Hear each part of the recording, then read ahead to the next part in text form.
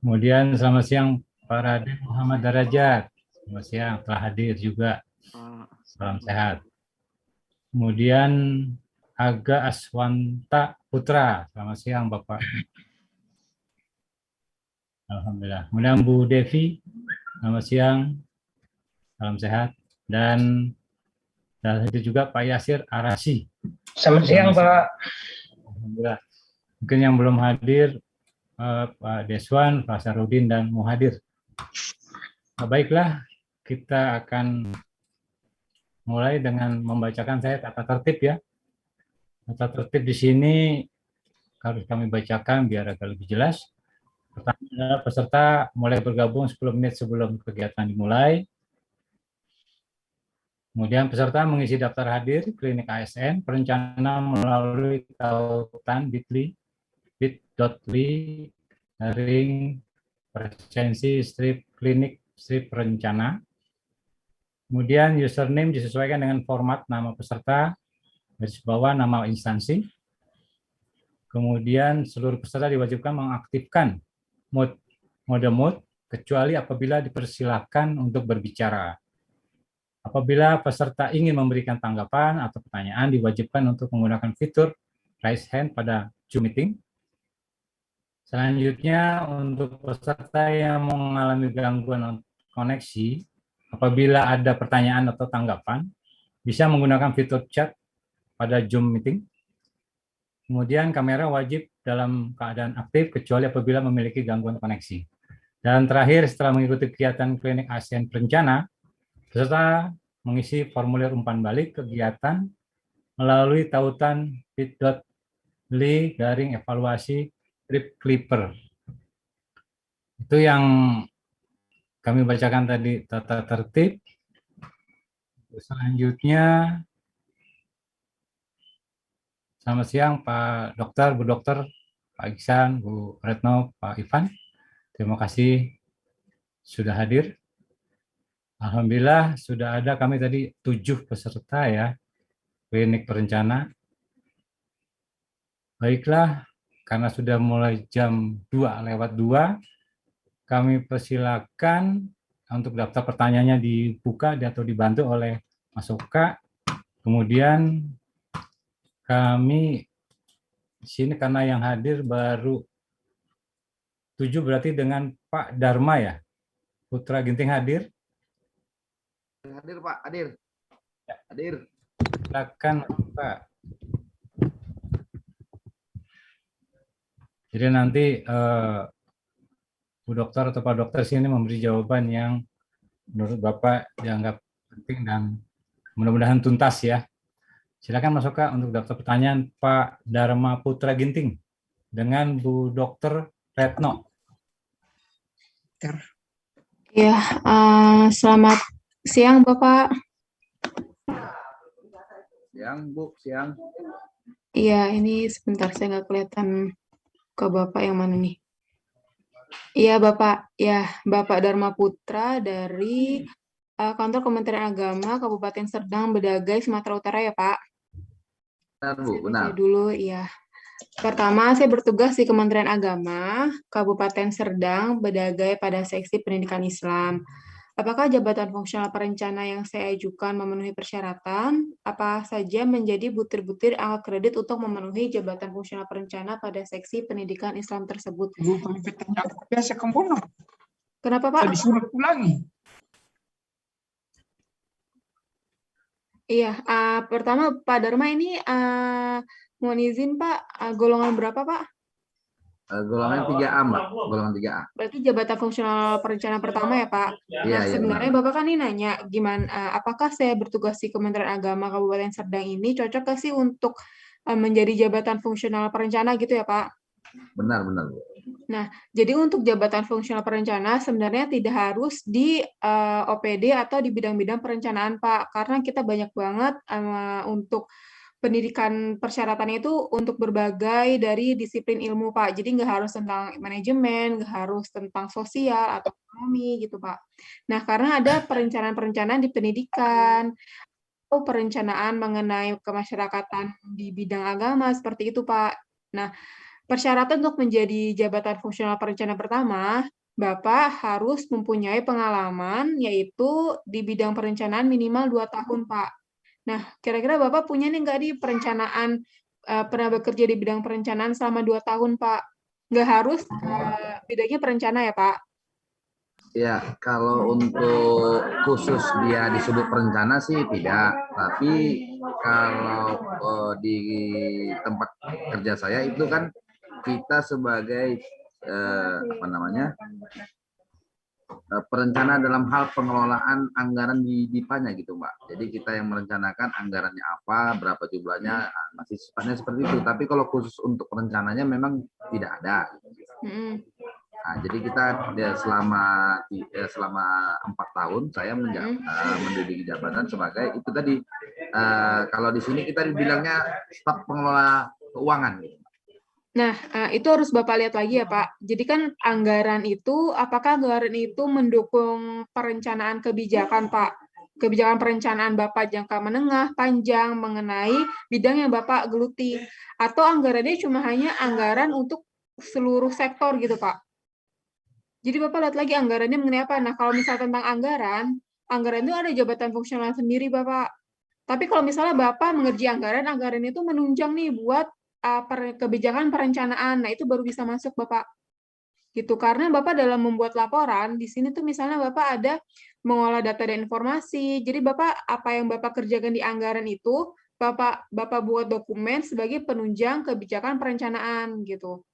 Seperti itu, Pak. Jadi Bapak lihat lagi anggarannya mengenai apa. Kalau anggarannya benar-benar tentang mendukung unit kerja Bapak dan untuk seluruh sektor, misalnya nggak hanya tentang perencanaan yang lebih merucut, nah Bapak bisa cari jabatan fungsional lain, Bapak. Tapi kalau misalnya emang saya nih anggarannya emang mendukung untuk Bapak Bupati atau Bapak Sekda dalam memutuskan sesuatu mengenai kebijakan perencanaan, Pak. Nah, itu baru bisa Bapak masuk ke jabatan fungsional perencana. Seperti itu, Pak.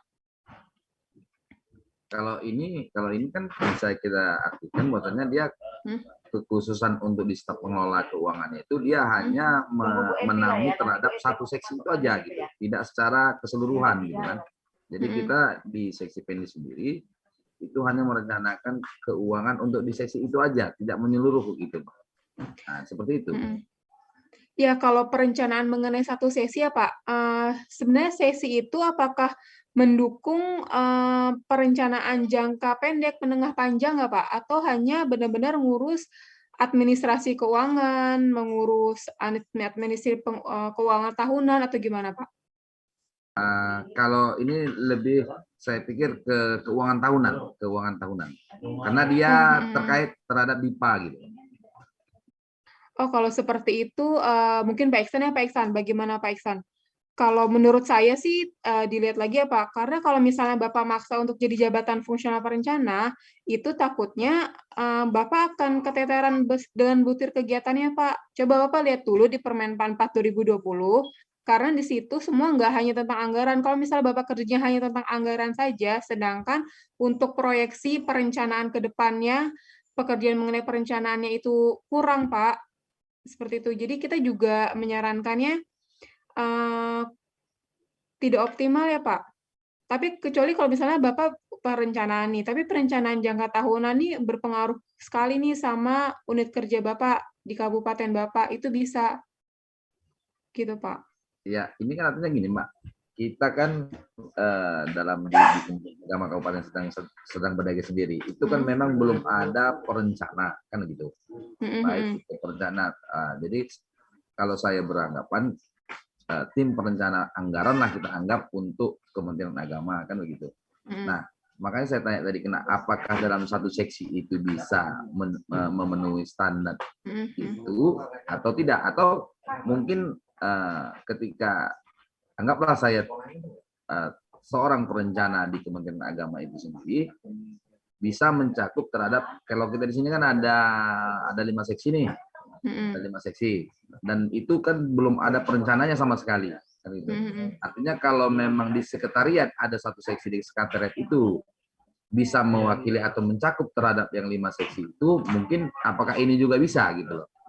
Artinya ketika kita pada satu sekretariat, gitu, anggaplah di sekretariatan gitu, di perencana pada Kementerian Agama Sedang Badai sendiri, dengan memegang 5 seksi itu, apakah itu juga bisa memenuhi atau sama seperti yang Mbak sampaikan tadi, bahwasanya dalam Kementerian Agama itu berarti tidak bisa tidak bisa memenuhi JFT perencana itu sendiri gitu loh. Ya, iya Pak. Jadi saya kurang tahu banget ya Pak mengenai seksi-seksi yang Bapak tayangkan tadi. Sebenarnya inti dari perencanaan yaitu perencanaan kegiatan dari semua seksi, apakah bisa kalau misalnya mengenai anggaran gitu ya Pak ya? Ya benar. Ya, kalau misalnya bisa Bapak, anggarannya bisa. Kalau misalnya anggaran itu memang mendukung tentang perencanaan Bapak, begitu. Kalau menurut saya bisa, tapi kalau misalnya kembali lagi ke Bapak, anggarannya itu tidak mendukung perencanaan, benar-benar hanya untuk teknis tentang penganggaran, itu kurang Pak. Coba saya tanya lagi, Bapak apa mengerjakan anggarannya itu benar-benar mendukung perencanaan atau tidak? Karena nanti Bapak buat laporan, itu bukan laporan mengenai anggaran Pak, tapi anggaran itu harus Bapak tuangkan ke dalam identifikasi permasalahan, perencanaan pembangunan, laporan pelaksanaan perencanaan pembangunan, hasil analisis data dan informasi. Jadi anggaran Bapak dianalisis berdampak ke perencanaan pembangunan, seperti itu Pak. Kalau berarti itu sifatnya bisa dikatakan dia seperti di pemerintahan yang seperti kabupaten kota ya Mbak ya?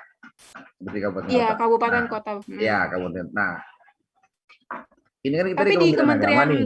Ini ya, Kementerian Agama juga bisa, kan gitu. Pak. Artinya kalau Kementerian Agama ini kalau kita bilang lah kita anggap, kita kan tidak punya PAD.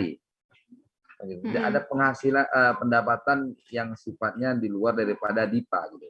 Artinya kalau Kementerian Agama ini kan Mbak sifatnya hanya menerima DIPA gitu kan.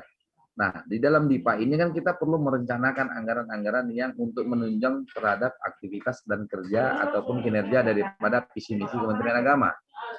Nah, kalau seperti yang membilang tadi, berarti untuk kabupaten kota, saya pikir kalau seperti pemaparan Mbak tadi, kecil kemungkinan untuk bisa diangkat seorang JFT di kabupaten kota. Kenapa? Karena di Kementerian Agama ini, yang kami di kabupaten kota, kami tidak bisa merencanakan satu anggaran itu dengan perencanaan yang kita miliki. Kenapa? Karena anggaran yang kita miliki itu sendiri terbatas gitu, Mbak. Kita mendapatkan pagu-pagu di dalam DIPA itu gitu. Kayak gitu bagaimana gitu. Kalau seperti di kabupaten kota oke. Di Pemkab gitu misalkan kan. Dia punya PAD, punya rencana sendiri dan bisa bisa merencanakan apa yang mereka inginkan gitu. Sementara kita di Kementerian Agama nggak seperti itu. Kita dibatasi oleh pagu DIPA gitu, Mbak. Itu gimana? Iya Pak, mungkin saya minta bantuan Pak Iksan ya Pak Iksan. Yang lebih lengkapnya bagaimana Pak? Mohon izin Pak. Ya baik, izin Pak Dharma. Terima kasih Mbak Retno. Yang perlu diperhatikan mungkin kita tidak bisa langsung terjun gitu, apakah bisa atau tidak, tapi kita startnya tuh dari perhitungan analisis jabatan dan analisis beban kerja seperti itu, yang nantinya akhirnya muncul formasi jabatan. Nah nanti kalau misalkan sudah ada formasi jabatannya, nah itu tadi disampaikan Pak Dharma ini mengelola anggaran seperti itu, namun di dalam butir-butir perencanaan itu sebenarnya tidak hanya anggaran kan Pak, tapi juga ada misalkan mulai dari penyusunan latar belakang masalah, penyusunan kebijakan, nah, kemudian ada lagi proses legitimasi, sampai akhirnya nanti ada monitoring evaluasi seperti itu. Nah kalau misalkan khusus tentang anggaran, tadi betul Mbak Retno itu menyampaikan ada nanti JF analis anggaran seperti itu yang baru diterbitkan oleh Kementerian Keuangan gitu, analis keuangan atau analis APBN seperti itu. Khawatirnya mungkin di Kemenak daerah diperlukan perencana, tapi mungkin tidak di unit kerja Bapak misalkan seperti itu. Kekhawatiran kami kalau misalkan nanti dipaksakan untuk menjadi perencana pada saat mendaftar atau mungkin nanti lulus gitu seperti itu. Tapi kedepannya khawatir secara jenjang karir tidak bisa ke jenjang selanjutnya. Karena apa? Misalkan contoh di jenjang madya Bapak harus mengeluarkan output berupa tulisan-tulisan atau kajian, misalkan seperti policy paper, policy brief, seperti itu. Nah, pertanyaannya apakah di tempat Bapak menghasilkan produk-produk itu gitu, produk policy paper, policy brief, atau mungkin produk-produk perencanaan, misalkan tadi ada Renstra, seperti itu. Apakah ada seperti itu, Pak? Produk-produk itu dihasilkan? Kalau Renstra kita pasti punya, Mas ya. Kalau Renstra kita punya, tiap tahun kita buat Renstra. Tapi kalau seperti yang Mas bilang tadi, terkait dengan kebijakan, memang kita nggak bisa. Kenapa? Karena kita kan kabupaten kota, kita masih ada satu tingkat yang kita punya, ada Kanwil. Jadi kalau kebijakan itu mungkin kita yang paling terendah itu adalah Kanwil, setelah Inspektorat dan Kementerian Agama sendiri gitu. Jadi kalau kita di kabupaten kota, kalau saya pikir kita yang pertama itu kalau terkait perencanaan, memang saya juga ini baru paham bahwasanya tidak hanya berkutat kepada anggaran kan gitu Mas ya. Artinya di situ juga perencanaan terhadap kebijakan, legitimasi kita yang akhirnya mengeluarkan suatu output kan gitu. Betul. Nah, kalau di sini kita murni tidak memang mengeluarkan suatu output. Jadi kalau secara anggaran kita hanya sebagai mengeksekusi anggaran yang sudah ditetapkan oleh pemerintah pusat. Kemudian kalau kebijakan sudah pasti kita juga tidak. Kenapa? Kita hanya perpanjangan tangan dari Kementerian Agama. Nah, jadi kita tidak punya kebijakan untuk menentukan misalnya seperti yang seperti Mas sampaikan. Nah, apalagi untuk legitimasi kita tidak punya kewenangan soal itu. Kan?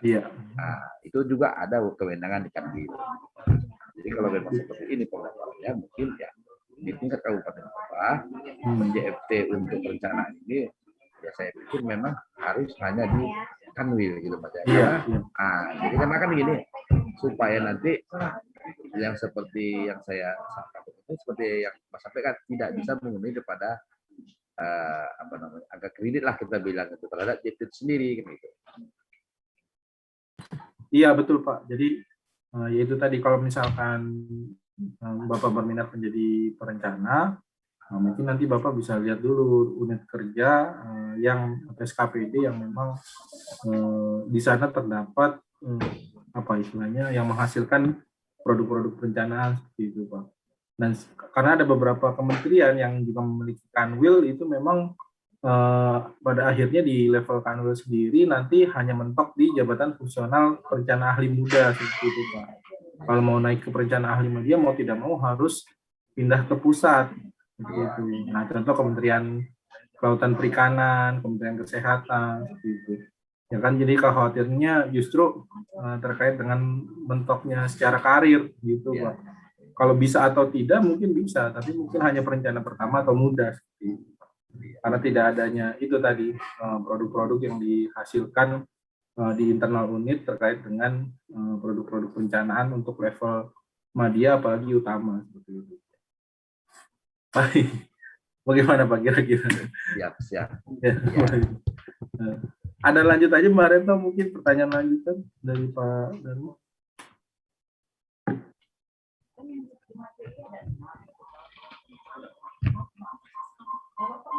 Oke, kita lanjutkan lah ya Pak. Ya. Dengan Pak Sahrudin. Pak Sahrudin hadir. Pak Sahrudin. Silakan Mas Oka.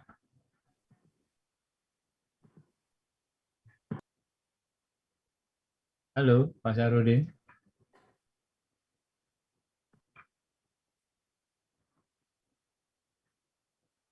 Pak Sahrudin.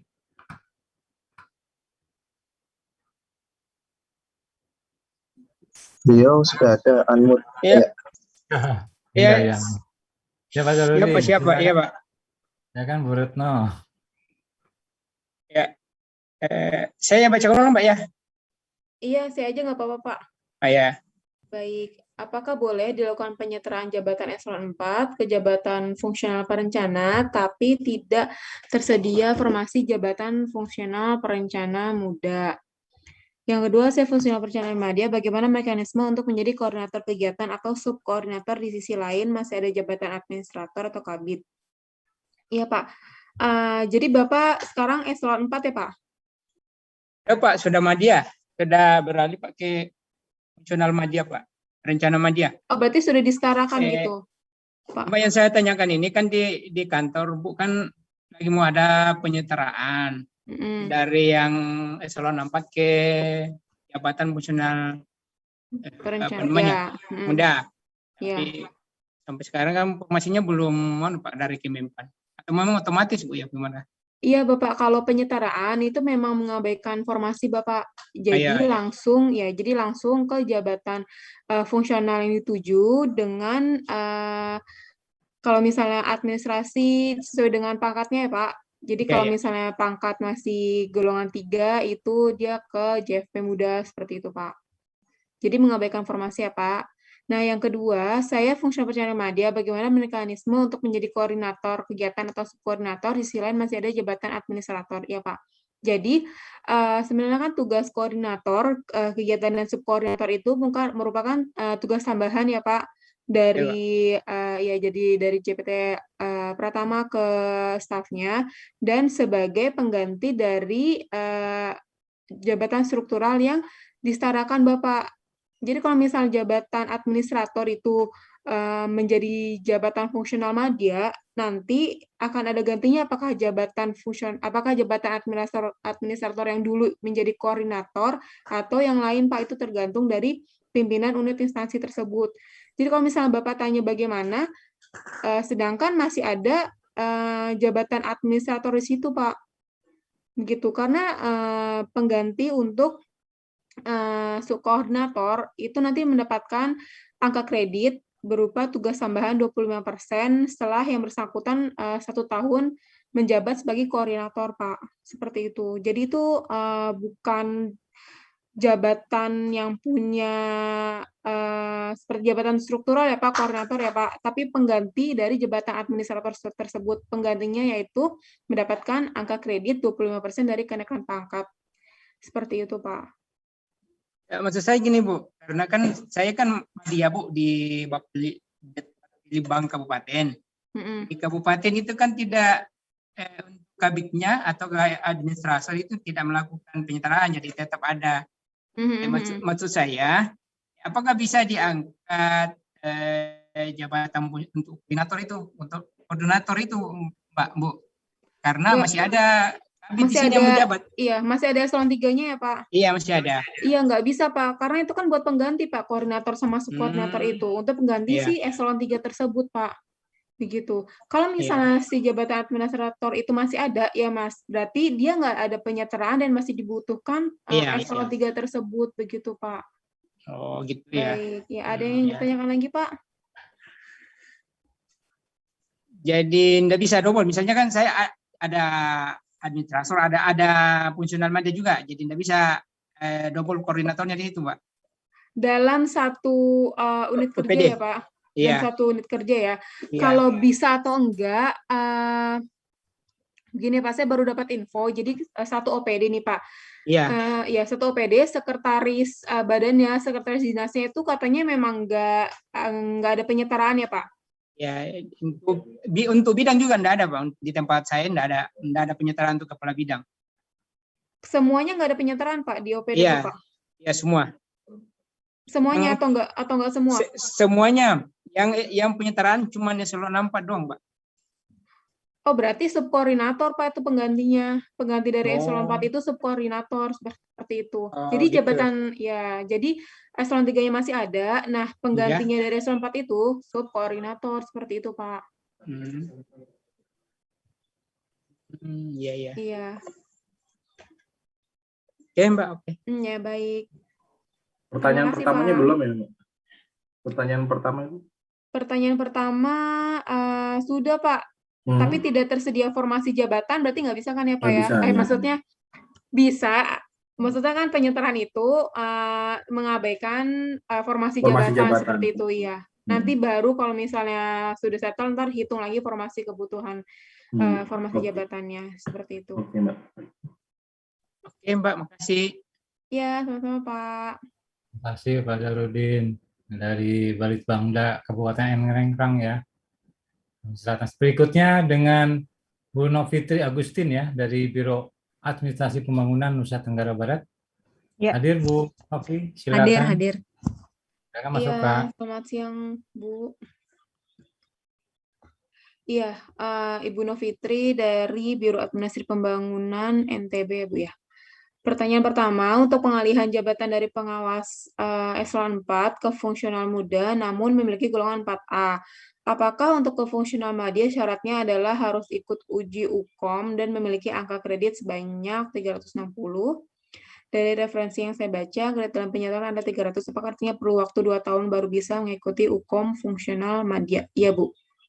Jadi kan kalau sekarang jabatan fungsional perencana nggak pakai angka kredit konvensional ya Bu, tapi yang terintegrasi dengan SKP, berarti Ibu dapatnya 100 ya Bu kalau nggak salah. Ya, sama 300 ya, 100 atau 300 di konvensional. Nah, berarti Ibu kan pangkat tertinggi di jabatan Ibu Bu, ya kan ya Bu ya, golongan 4A di eselon 4. Nah, Ibu udah mendapat angka kredit 100 dan di jabatan fungsional muda. Nah, untuk ke fungsional madya Ibu harus ikut cara umum untuk menjadi jabatan fungsional madya, Bu, untuk mendapatkan 4A-nya. Untuk kemadianya maksudnya, ke jabatan fungsional madianya. Jadi Ibu harus mengumpulkan angka kredit sebanyak 100 dan mengikuti uji kompetensi, Bu. Seperti itu. Jadi benar Ibu harus mengikuti UKOM dan memiliki angka kredit untuk persyaratan mengikuti UKOM, seperti itu. Jadi kalau Ibu mau diangkat menjadi jabatan fungsional madya, Ibu harus lulus UKOM dan angka kreditnya sudah terpenuhi, yaitu Ibu harus mengumpulin 100 lagi. Nah, apakah itu 2 tahun atau tidak? Nah, kalau misalnya di Permenpan yang baru, Bu, Permenpan 4 2020, itu Ibu ada angka kredit minimal, target angka kredit minimal. Untuk muda itu 25 per tahun, Ibu. 25, angka kreditnya minimal 25 per tahun, maksimalnya 37,5. 25 itu adalah Ibu harus mendapatkan dari unsur utama, itu unsur perencanaan. Nah, 37,5 sampai 25 per tahun itu, sisanya Ibu bisa dapat dari boleh perencanaan, boleh profesi, boleh penunjang Ibu. Begitu. Jadi harus ngumpulin angka kredit lagi ya Bu, sama mengikuti uji UKOM. Ntar kalau misalnya, kalau nggak salah 90% dari kenaikan jabatan itu boleh ikut UKOM deh Bu. Tapi nanti Ibu naik ke jabatan fungsional madyanya kalau angka kredit 100 itu sudah terpenuhi gitu. Oh, angka kreditnya dulu ya, 100 tambah 100 Mbak ya? Ya, 100. Dan mengikuti UKOM ya Bu, lulus mengikuti UKOM. Ya, terima kasih. Baik, sama-sama Ibu. Baik, nanti bisa dilanjutkan lagi. Sekarang berikutnya dengan Pak Ismet ya. Dengan Pak Ipan, yaitu dari Pak Ismet dari Sekretariat Ditjen Kementerian Perdagangan Jakarta. Silakan Pak Ismet. Baik Pak, terima kasih waktunya. Iya, dengan Pak Iksan atau dengan Mas Ivan atau bagaimana? Pak Ivan, dengan Pak Ivan. Iya, baik. Terima kasih. Terima kasih. Bismillahirrahmanirrahim. Assalamualaikum warahmatullahi wabarakatuh. Saya Ivan. Pada kesempatan ini saya diminta tolong untuk mencoba melanjutkan apa yang menjadi pertanyaan dari Bapak Ibu, khususnya ini sekarang adalah Bapak Ismet. Salam hormat, salam kenal Pak Ismet.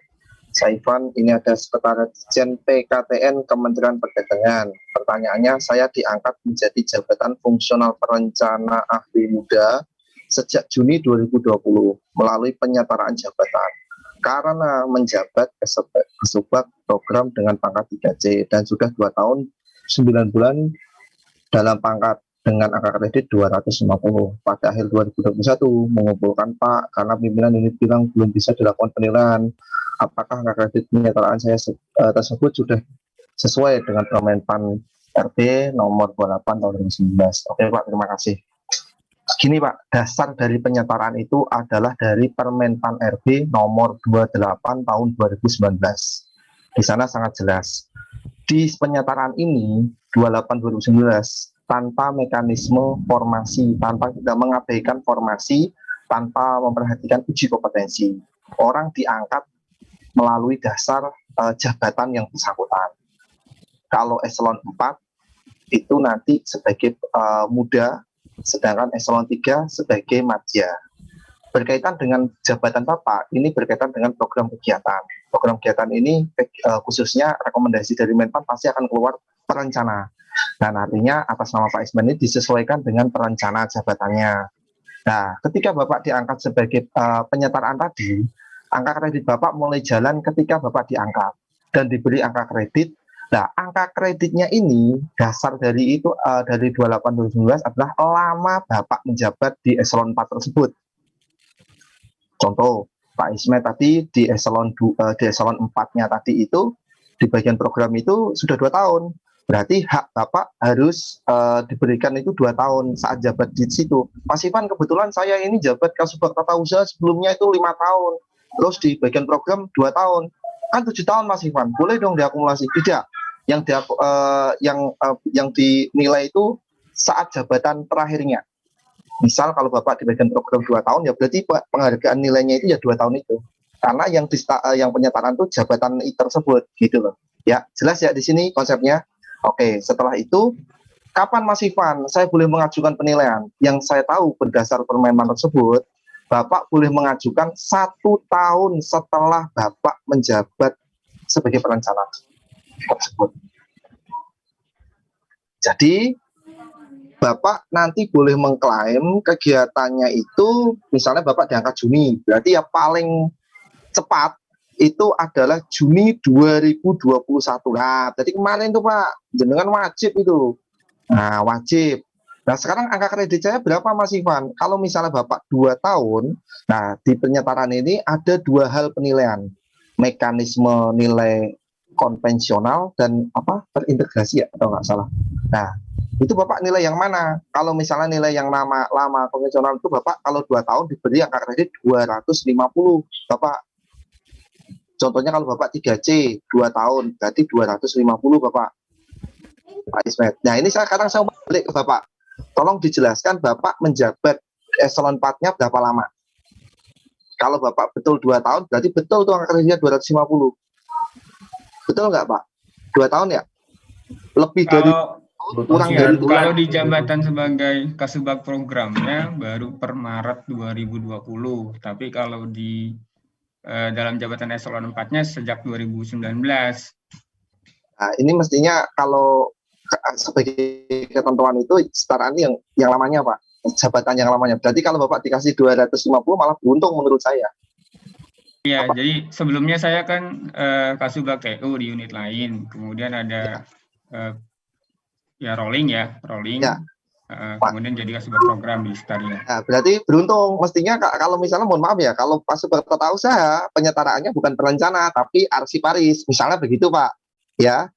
Tapi ketika nggak, maksud saya gini loh Pak, beda Kasubag Tata Usaha dengan Kasubag program, beda. Kalau seandainya ini sama-sama disetarakan, kalau tata usaha itu di arsiparis misalnya, rekomendasi Menpansat juga nggak pernah tahu, tapi misalnya aja ini contoh. Nah, sedangkan di bagian program itu adalah perencana. Nah, kalau misalnya Bapak tadi di bagian program kegiatan itu harusnya baru setahun, mestinya nilai Bapak bukan 250, malah di bawah. Gitu maksud saya. Nah, artinya ketika Bapak dikasih angka kredit 250, saya ucapkan selamat dan Bapak beruntung, gitu aja. Kepegawaian itu menyesuaikan Bapak dengan mengapresiasi yang itu juga diakui gitu. Padahal sebetulnya enggak. Harusnya hanya cuman Enggak menilai pendidikan juga ya? Nah, gini Pak, berkenaan dengan pendidikan ini hal yang berbeda lagi. Contoh kasus ketika Bapak nanti sekarang saya mau tanya dulu. S2-nya Bapak ini sudah disesuaikan belum di dalam SK-nya? Kalau sudah dan misalnya ini untuk yang eselon 4 sudah 4A, berarti artinya sudah disesuaikan Pak.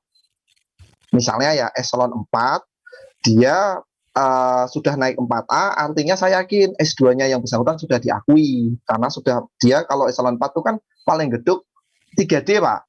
Kalau dia S1, tapi kalau S2 naik ke 4A itu maksimal.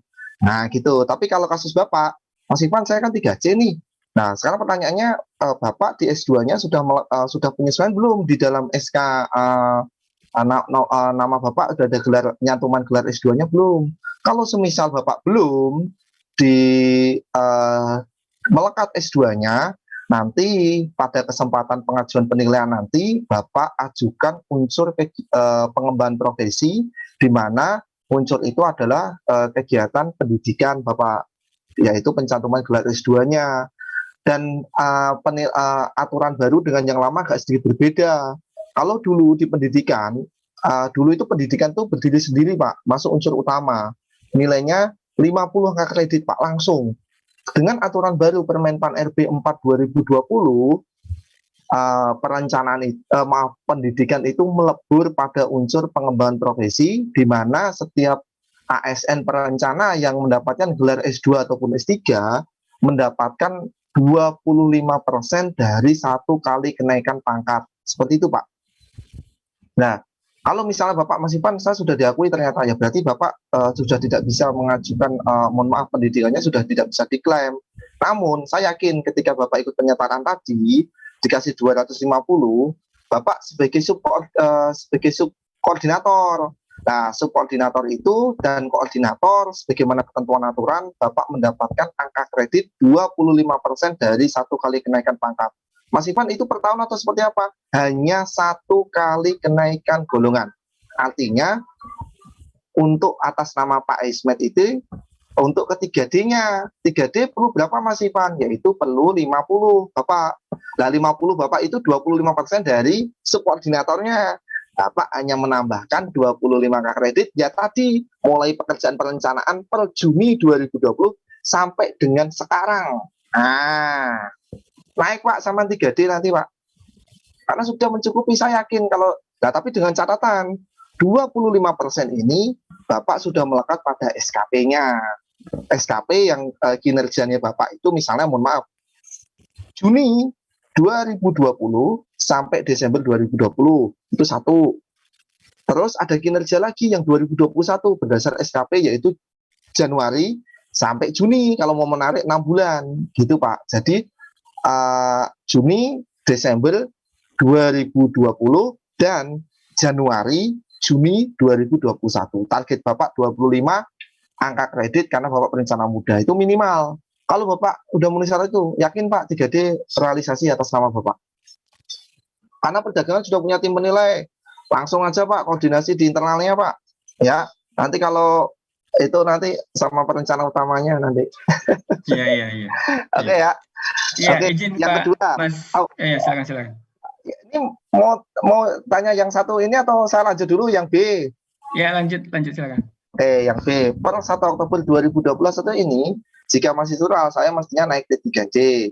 Nggak usah khawatir Pak, sudah saya jawab. 3D terrealisasi ketika 25 kredit jenengan nanti memenuhi syarat. Ya, nanti klaim juga yang 25 sebagai subkoordinator. Plus itu sudah 50 Pak. 250 plus 50, 300. Salah satu kenaikan pangkat ke 3D 300. Jadi cukup Bapak untuk naik ke 3D nanti. Kalau Oktober sudah telat Pak ya, telat atau enggak ya? Ditunggu akhir bulan ini deh kalau nggak salah. Ya sabar Pak, paling ya April. Ya tapi ya kalau kepegawaiannya ekstra cepet gitu ya bisa, dengan catatan syaratnya Bapak mengajukan penilaian tadi sudah terrealisasi 25 tadi. Nah gitu Pak. Gitu nggih. Nanti koordinasi dengan Bu Emi di perencana utama sama Pak sama. Ya itu. Silakan Pak, monggo kalau mau ditanyakan Pak Ismet, monggo. Ya, izin untuk yang Juli Desember 2020 itu artinya saya masih bisa klaim untuk PAK-nya ya? Boleh, karena argo jalan Bapak kan Bapak sudah jelaskan, saya diangkat menjadi JF perencana ahli muda sejak Juni 2020. Argo Bapak jalan itu setelah diangkat. Ya, berarti pekerjaan Bapak berkaitan dengan perencanaan per Juni 2020 tergantung tanggalnya nih, Juni tanggal berapa Bapak diangkat. Misalnya diangkat tanggal 2 Juni 2020, ya berarti tanggal 3 Juni 2020 ketika Bapak ada penugasan berkaitan dengan kegiatan perencanaan, Bapak boleh mengklaim kegiatan tersebut sebagai klaim angka kredit Bapak. Namun dengan syarat Pak, di ketentuan baru Pak, penilaian angka kredit ini disesuaikan dengan SKP-nya Bapak. Jangan sampai Bapak mengklaim tadi ternyata belum tercover pada SKP-nya. Gitu Pak. Gitu nggih Pak Ismet. Silakan Pak kalau mau ada ditanyakan lagi. Izin Kak, jadi gini, ya karena ini kan penyetaraan ya, sebenarnya juga kan Iya, saya izin maaf ini karena lagi WFH. Monggo, nggak apa-apa. Karena memang tidak punya background sebagai perencana, ya kan, saya sebenarnya malah pengawas. Tapi karena tugas kan, jadi kan kita kan tidak bisa mengelak. Maksud saya gini, di akhir 2020, waktu itu saya mau ajukan untuk penilaian PAK karena teman-teman di unit lain itu ajukan PAK. Tapi izin pertimbangan pimpinan bahwa saya belum bisa mengajukan PAK karena belum 1 tahun. Jadi artinya yang sudah saya siapkan waktu itu akhirnya saya tarik. Nah, yang tadi Mas Ivan kan bilang bahwa untuk yang Juli Desember karena argonya sebenarnya sudah jalan sejak saya dilantik, artinya yang Juli Desember 2020 itu tetap saya bisa klaim ya PAK saya. Artinya tidak kemudian mulai lagi dari 0 per Januari 2021 ini. Begitu ya Mas Ivan ya? Ya, jadi Bapak yang waktu lalu dikumpulkan itu tetap dikumpul kalau nggak ditolak dulu ya nggak apa-apa, ditahan dulu, disimpan dulu. Nanti Juni sebetulnya hari ini Pak, sekarang ini Bapak mengajukan penilaian. Karena kan sudah di akhir Juli Pak. Saya nggak tahu penilaian jadi Kementerian Perdagangan itu sudah punya tim penilai Pak. Dan tim penilai itu sudah punya agenda. Kalau Bapak tanya di penilai pusat di Bappenas, untuk kenaikan Oktober itu Dupak harus maju maksimal minggu kedua bulan Juni. Artinya kalau Bapak ngajukan sekarang di kami ditutup, nggak bisa. Nah gitu. Kalau di perdagangan gimana Mas Iwan? Nah nanti koordinasi dengan Bu Emi. Ya lebih kurang sama sih karena kan koordinasinya kan dengan Bu Spin juga. Oke siap. Ya Pak, siap Pak. Ya, karena waktu akhir tahun lalu itu kan karena kita kan butuh tanda tangan pimpinan ya. Karena siap. Pimpinannya belum bisa ya jadi nggak bisa, jadi ya harus tunggu setahun begitu ya. Sampai ada yang mau ditanyakan umpan balik lagi ke saya Pak, misalnya ada yang mau ditanyakan kembali Pak Aisbat kepada saya, ada yang mau ditanyakan? Ya izin, artinya untuk kenaikan pangkat saya ke 3D artinya kan saya harus mengumpulkan angka kredit sesuai dengan minimal ya 300 ya. Artinya kalau bekal saya 250, berarti kan saya harus mengumpulkan minimal 50. Kurang 50. Lah 50 itu 50. Pak dapat bonus itu 25% dari subordinatornya, Pak. 25% dari subordinatornya. Artinya Bapak kurang 25 angka kredit. Didapat dari mana Mas Ivan? Ya pekerjaan di bulan Juni 2020 lalu sampai dengan sekarang. 25%-nya itu 25 angka kredit atau 25% ya? Nah, 25% tadi satu kali kenaikan pangkat itu dianggap Bapak kan 100 kan kenaikan pangkat dari 3C ke 3D kan 100 tuh Pak. Nah, terus 25%-nya ya 25 angka kredit. Nah, gitu Pak. Ya. Ya insya Allah bisa ya kalau gitu ya. Bisa Pak, udah optimis. Amin. Ya. Amin. Nanti kalau terkait dengan teknisnya perencanaan nanti perdagangan sudah luar biasa Pak. Iya. Ya, siap. Terima kasih. Terima kasih.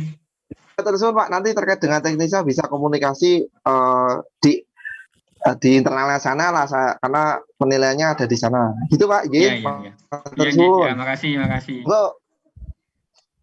Ya, terima kasih Pak Irfan. Kemudian dilanjutkan dengan Pak Raden Muhammad Darajat dari Dinas PMPTSP Provinsi Jawa Barat. Pak, silakan Pak Irfan. Oke, terima kasih. Ini ada salam hormat, salam kenal Pak Raden Muhammad Darajat, Saifan.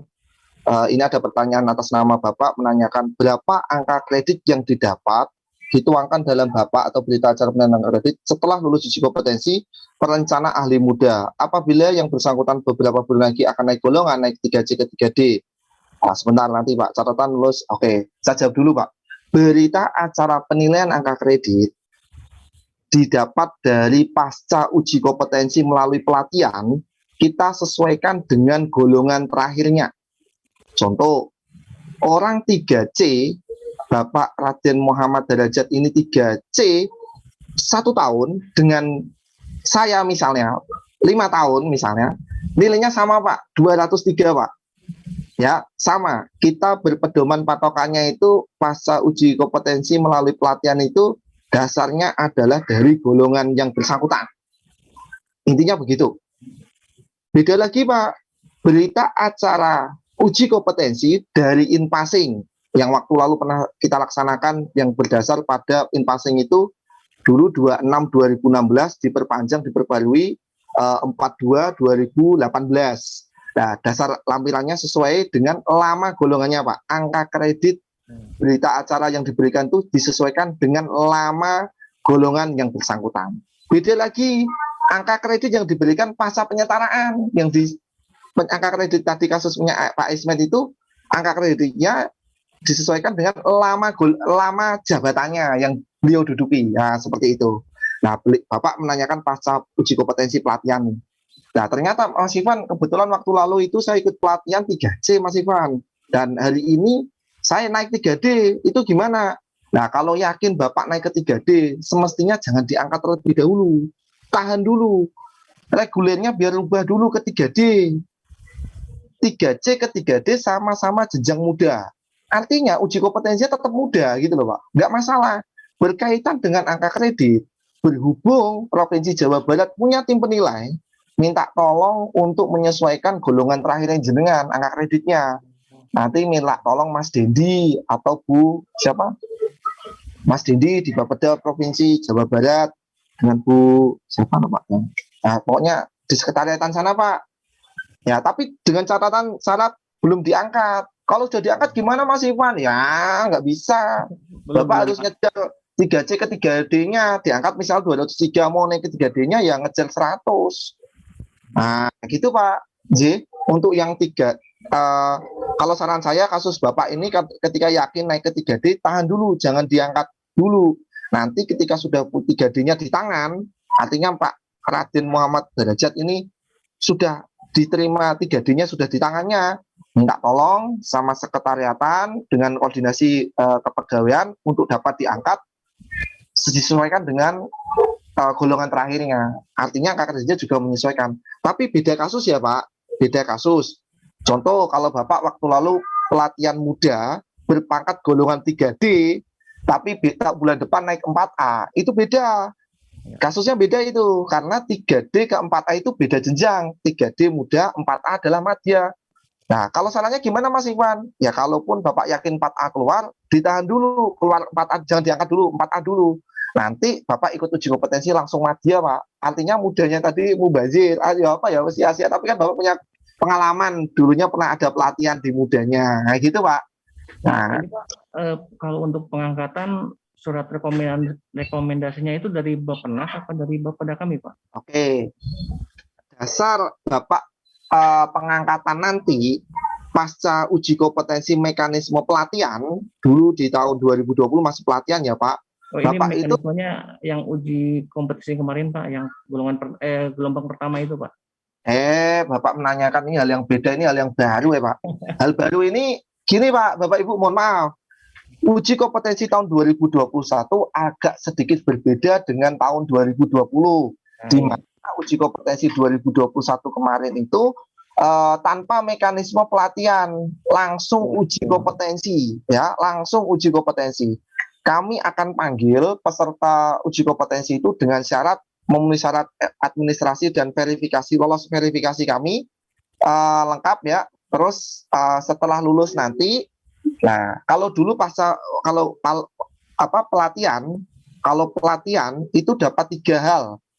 Sertifikat lulus uji kompetensi, sertifikat mengikuti pelatihan, dan berita acara penilaian angka kredit. Nah, khusus yang hari ini gimana Mas Iwan? Jadi Bapak, ketika Bapak kemarin sudah mengikuti uji kompetensi, kami keluarkan pengumuman kelulusan. Itu satu. Itu salah satu.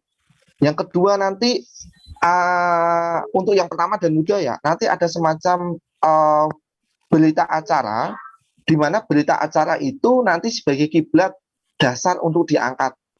Angka kreditnya gimana? Angka kreditnya itu tim penilai, Pak. Tim penilai koordinasi dengan tim penilai. Karena di dalam ketentuan itu, seorang akan dapat diangkat nanti sudah punya kompetensi, dan kalaupun dia baru pertama atau perpindahan tadi kan punya pengalaman sebelumnya di perencanaan, itu boleh diklaim, Pak. Nah, itu sebagai angka kredit awalnya Bapak. Namun maksimal hanyalah pasang angka kreditnya maksimal 50% dari 1 kali kenaikan golongan. Nah, gitu Pak. Ya. Konsepnya itu. Nah, Mas Ivan, saya posisi sekarang udah lulus uji kompetensi kemarin. Saya hanya punya surat kelulusan lulus saja, yang tadi yang dimaksud Mas Ivan belum. Betul, Pak.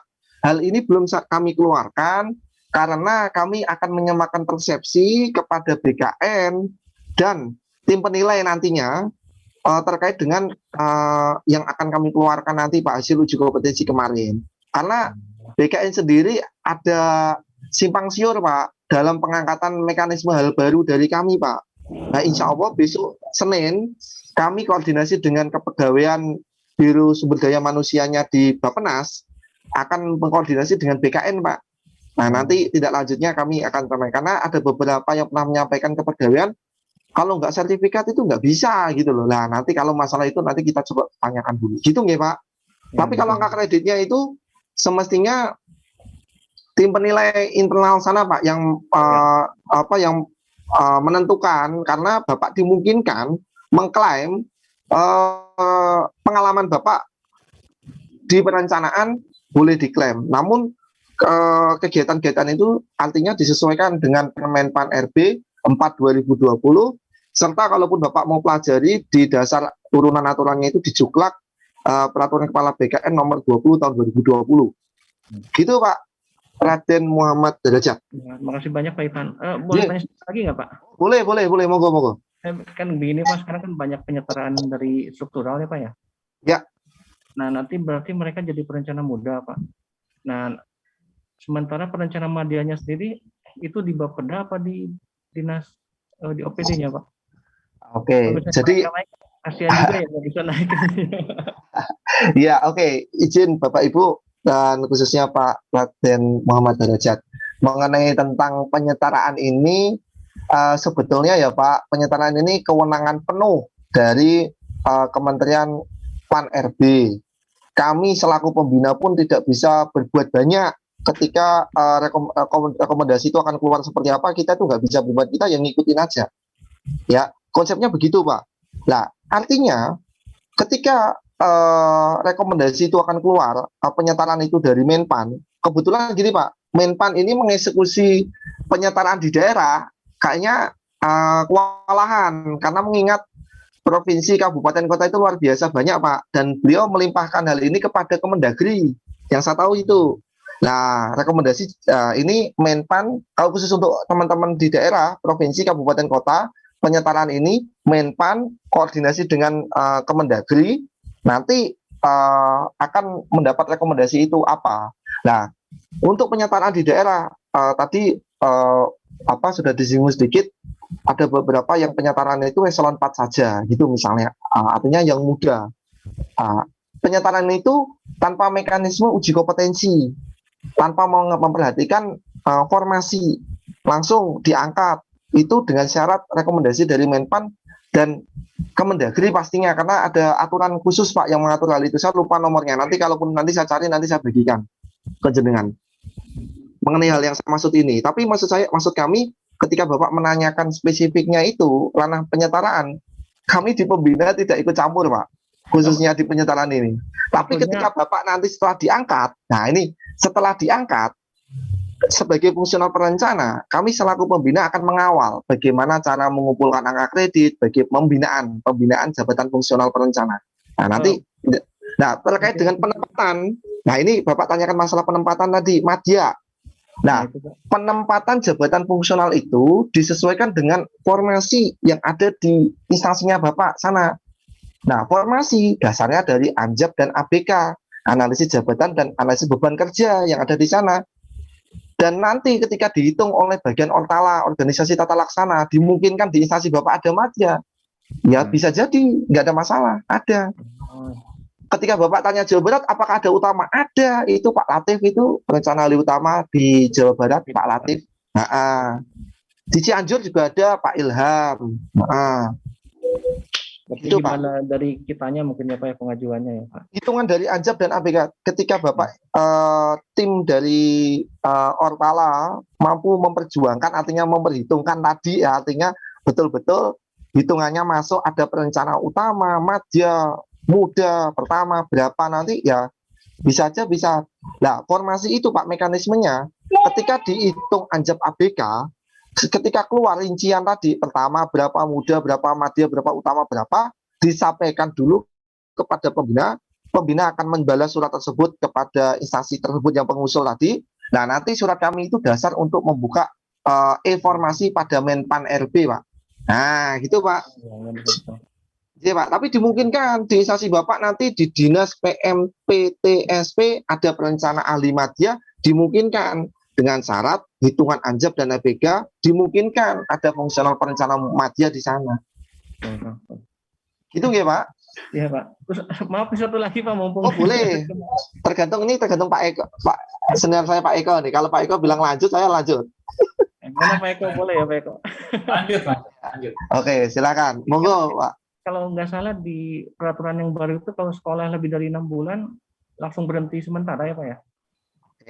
Jadi gini, Pak. Di dalam ketentuan baru, berhenti sementara atau BS itu sudah tidak ada lagi, Pak. Ya. Di aturan nama ada di Kemenpan 16 tahun 2001 berkaitan dengan jabatan fungsional perencana dan angka kreditnya itu masih melekat terkait dengan pemberhentian sementara. Berhenti sementara itu karena pendidikan lebih dari 6 bulan, karena dia struktural, karena dia misalnya sampai bebas tugas di jabatan fungsional perencana, artinya itu berhenti sementara. Tapi kondisi hari ini, contoh kasus, ketika Pak Raden Muhammad Derajat dikasih kewenangan sebagai sekretaris dinas, misalnya, ya, nah itu kan struktural tuh. Nah, Bapak nanti berhenti sebagai perencananya, nanti diangkat sebagai sekretaris sana. Nanti ketika sudah selesai, mohon maaf, ketika Bapak, saya mau ke fungsional perencanaan lagi ya, berarti Bapak diangkat kembali ke fungsionalnya. Contoh kasus lagi, misalnya waktu itu perencananya muda. Nah, seiring waktu saya sudah sekretaris, jadi naik ke 4B misalnya, kan madya. Ya Bapak nggak bisa, harus kembali ke mudanya dulu, diangkat yang lama, yang sesuai yang awalnya perencana tersebut, Pak. Gitu, Pak Raden Muhammad Derajat. Tapi kalau sekolah tetap berhenti seterusnya, gimana, Pak? Enggak berhenti kalau nanti kalau berkaitan dengan sekolah, nanti setelah selesai sekolah, nah itu sebagaimana ketentuan di masing-masing internal. Contoh kalau ada beberapa instansi memperlakukan begini, orang selesai kuliah S2 ataupun S3, dia nggak langsung diangkat, Pak, langsung disesuaikan dengan yang jabatan lamanya, tidak. Parkir dulu, Pak, sebagai staf dulu. Paling cepat 3 bulan kalau nggak salah. Nah, atau nggak 6 bulan, tergantung instansinya masing-masing itu memperlakukan hal tersebut. Parkir dulu lah, intinya gitu. Nanti ketika sudah parkir, ternyata formasinya masih ada, ternyata waktu saya tinggal 2 tahun yang lalu kuliah S2, muda masih ada, ya dimungkinkan atas nama Pak Raden Muhammad Derajat diangkat kembali ke fungsional perencana muda setelah selesai S2-nya nanti. Misalnya itu tugas belajar gitu. Tapi kalau izin belajar, saya rasa nggak perlu. Karena izin belajar kan tetap menjalankan tugas, Pak. Kalau izin belajar tetap. Ya, oke, sami-sami, matur suwun. Nggih. Ya. Oke. Monggo, Pak Eko. Dengan Bapak Aga Aswanta Putra dari PBB TKL PP Yogyakarta. Monggo Pak Aga. Pak Aga sudah ada. Sudah ada belum? Alhamdulillah. Salam hormat, salam kenal Pak Aga Aswantara Putra, saya Ivan. Saya langsung saja Pak membacakan pertanyaan Bapak. Saya CPNS Formasi Perencana Ahli Pertama di Kementerian Kesehatan. Nah, TMT Desember 2020. Dalam surat edaran mengenai pengangkatan pertama dijelaskan bahwa CPNS nanti akan diangkat menjadi PNS dengan jabatan fungsional perencana. Oke, langsung saja begini aja Pak. Bapak, di ketentuan baru Permenpan RB nomor 4 tahun 2020, pengangkatan ke jabatan fungsional perencana itu ada 3. Ya, pengangkatan pertama, perpindahan jabatan, serta promosi. Atas nama Pak Aga, itu mekanisme yaitu yang pertama, pengangkatan pertama. Ya, pengangkatan pertama, konsepnya yang lama, ke jabatan fungsional itu harus dikduk, Pak. Dididik dulu, baru menduduki jabatan.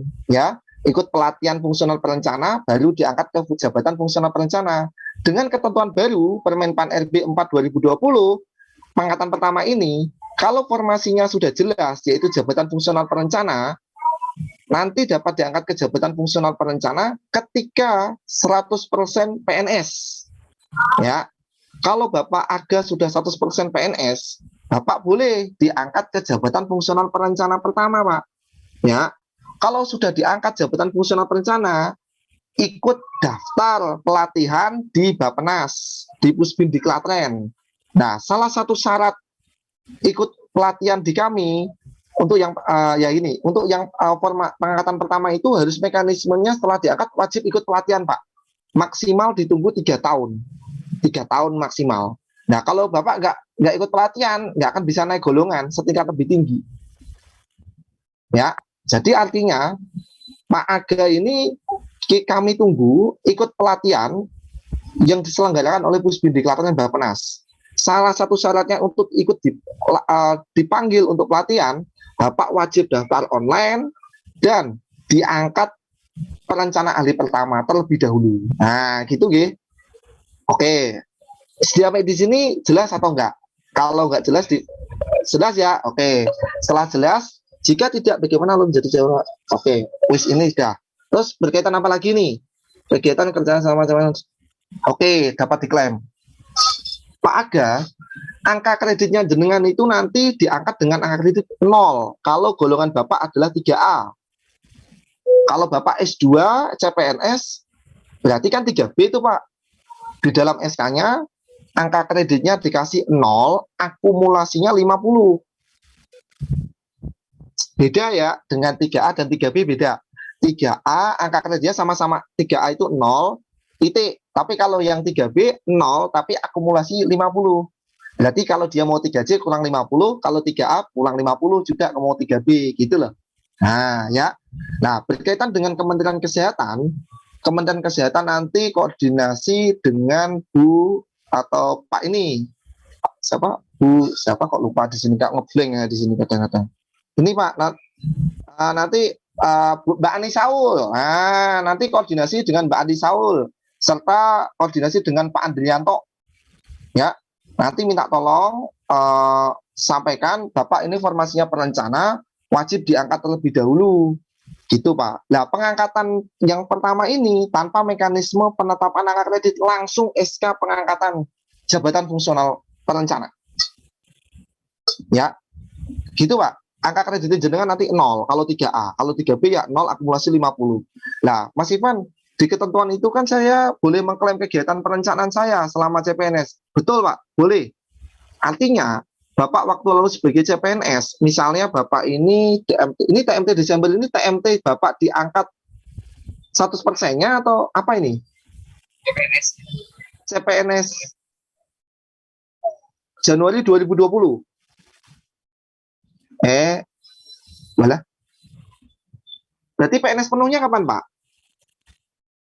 Nah, sabar dulu, tahun depan nanti jangan untuk diangkat ya. Kalau hari ini nggak bisa. Nah, tapi artinya hari ini Bapak boleh mengumpulkan kegiatan perencanaan tadi. Namun untuk perencanaan pertama itu per tahun minimal adalah 12,5, maksimal 18, berapa itu. Nanti cek di ketentuan itu. Ya, minimal 12,5, maksimal 18, berapa itu nanti cek pokoknya itu ya. Oke. Ada lagi? Oke.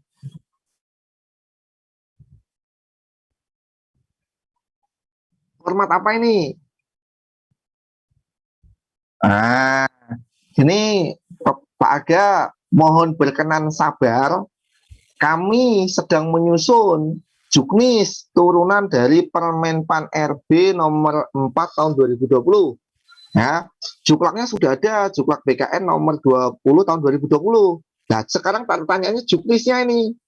Ini mohon maaf nih agak ini karena ada hal informasi tambahan, kita harus menyesuaikan Permenpan RB 8 2021 mengenai tentang SKP itu loh, Pak. Pak Aga ya mudah-mudahan juga ngikuti. Nggak tahu kalau kepegawaian, saya rasa Kementerian Kesehatan SKP-nya sudah menyesuaikan 8 2021 belum? Kan diminta sampai Juni.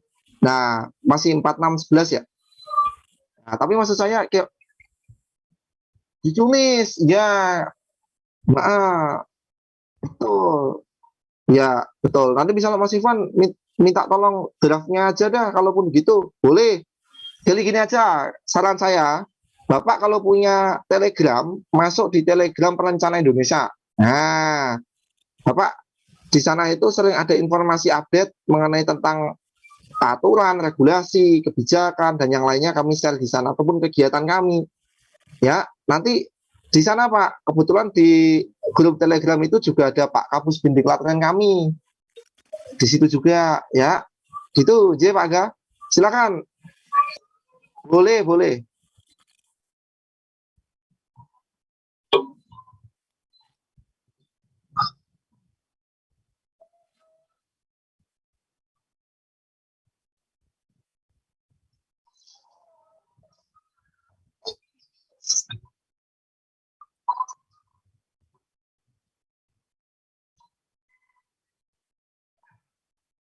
Agak cepat-cepat banget mau segera naik ke 3B ya. Ya, oke, nggak apa-apa. Ini menarik juga ini. Pak Aga, konsepnya begini. Di ketentuan baru, intinya kegiatan itu harus tertuang pada SKP-nya. Jangan sampai Bapak mengklaim kegiatan itu tidak tertuang termuat pada SKP-nya. Nah, saya berpesan kegiatan Bapak yang dimaksud itu ada termuat pada SKP-nya. Ketika Bapak sudah mengklaim hal itu, nanti SKP konsep baru kami itu kan ada yang lembar pertama sama lampirannya. Nah, lampirannya itu berkaitan dengan butir-butir kegiatan. Nah, butir-butir kegiatan itu pinter-pinterannya Pak Aga sendiri untuk menentukan hal tersebut.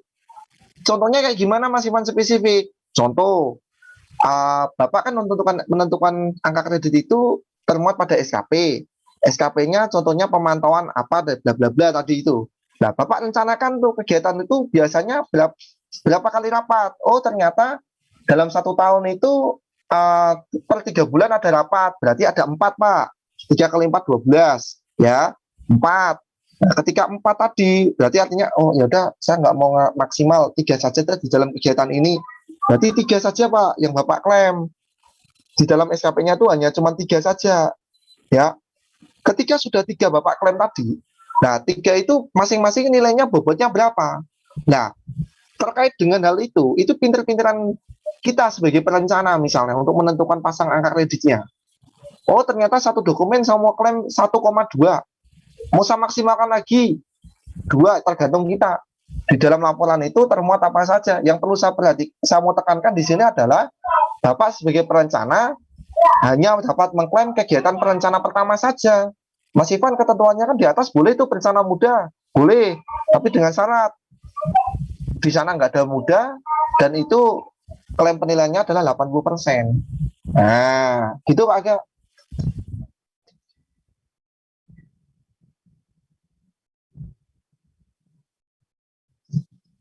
Nah, kalau gitu berarti kan pakai aturan lama tuh ya harusnya disesuaikan dengan aturan baru pastinya. Nah, kalau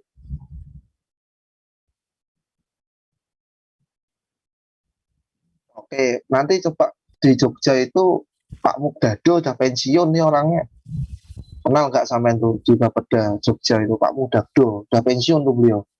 Terus ada lagi siapa tuh? Dulu lupa, nanti kalaupun itu nanti komunikasi dan nanti coba saya cari data di Jogja. Maksud saya SKP-nya perencana harus disesuaikan sesuai dengan sosialisasi Pak Kapus Bindiklatren kami. Sosialisasi Permenpan RB 4 2020 dan juklaknya waktu lalu. Nah, kami sudah menggencarkan SKP perencana itu harus disesuaikan dengan ketentuan baru. Gitu Pak Aga. Ya, gitu Pak. Tapi nanti bisa diperbaiki kok. Ya, tenang aja. Nanti kalau teknisnya bisa koordinasi langsung ke kami ataupun nanti di Kepegawaian Internal Jogja ataupun di tim penilai Jogja, monggo. Dulu Pak Mugdado itu, sekarang pensiun, nggak kenal ya udah. Oke, sementara gitu Pak Aga, nggih. Matur suwun. Nggih, sami-sami, matur suwun Pak Aga. Monggo Pak Eko izin lanjut. Bu Devi dari Kementerian Perhubungan, silakan Bu Devi. Selamat siang Pak. Ya, selamat siang Bu Devi. Ya, saya Devi Pak. Ji. Ini saya mau menanyakan Pak terkait penyetaraan jabatan Pak. Nah ini jadi waktu sebelum promosi itu jabatan perencana tuh madya Pak. Tapi kan karena ada promosi jabatan jadi mundur sementara di JFT menjadi struktural di eselon 4. Nah karena ada penyetaraan ini Pak, itu kan ini dapatnya jadi perencana muda Pak. Itu gimana ya Pak ya? Kan kalau itu kan berarti kalau kita ke JFT lagi kan lebih untung Pak di Madya.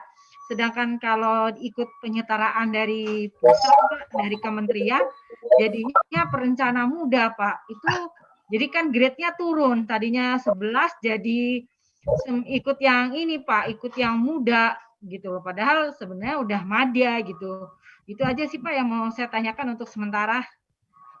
Oke, siap. Salam hormat. Salam kenal Bu Devisi Dwi Wahyuning Rum. Oke, terima kasih Bu. Intinya Ibu waktu lalu sudah pernah menjadi pejabat fungsional ahli madya perencanaan ya Ibu. Terus habis itu Ibu diangkat Syukural eselon 4. Nah, berkaitan dengan penyetaraan ini, Ibu kena dampak penyetaraan karena eselon 4-nya tadi kan disetarakan. Ibu diangkat ke perencana ahli muda karena penyetaraannya atau eselon 4 itu kan muda, gitu ya kan? Nah, terus sebetulnya gini Bu Devisi, sebetulnya kepegawaian itu harus menganalisis atau mengidentifikasi SDM aparatur di bawahnya yang dinaungi Kementerian Perhubungan sebelum mengambil langkah sikap untuk penyetaraan. Artinya kondisi jangan sampai sebelum saya melanjutkan lanjutan ini Bu, saya mau tekankan gini, sebelum saya menjawab tadi, saya ngutip dari penyampaian Bapak Aba dari Menpan RB. Kita sebagai aparatur sipil negara tidak cari untung rugi. Kalau untung rugi kita itu kita jualan, katanya bilang gitu, ya. Jadi di dalam ketentuan aturan ini, oke, di dalam ketentuan aturan ini pasti ada yang diuntungkan dan ada yang dirugikan.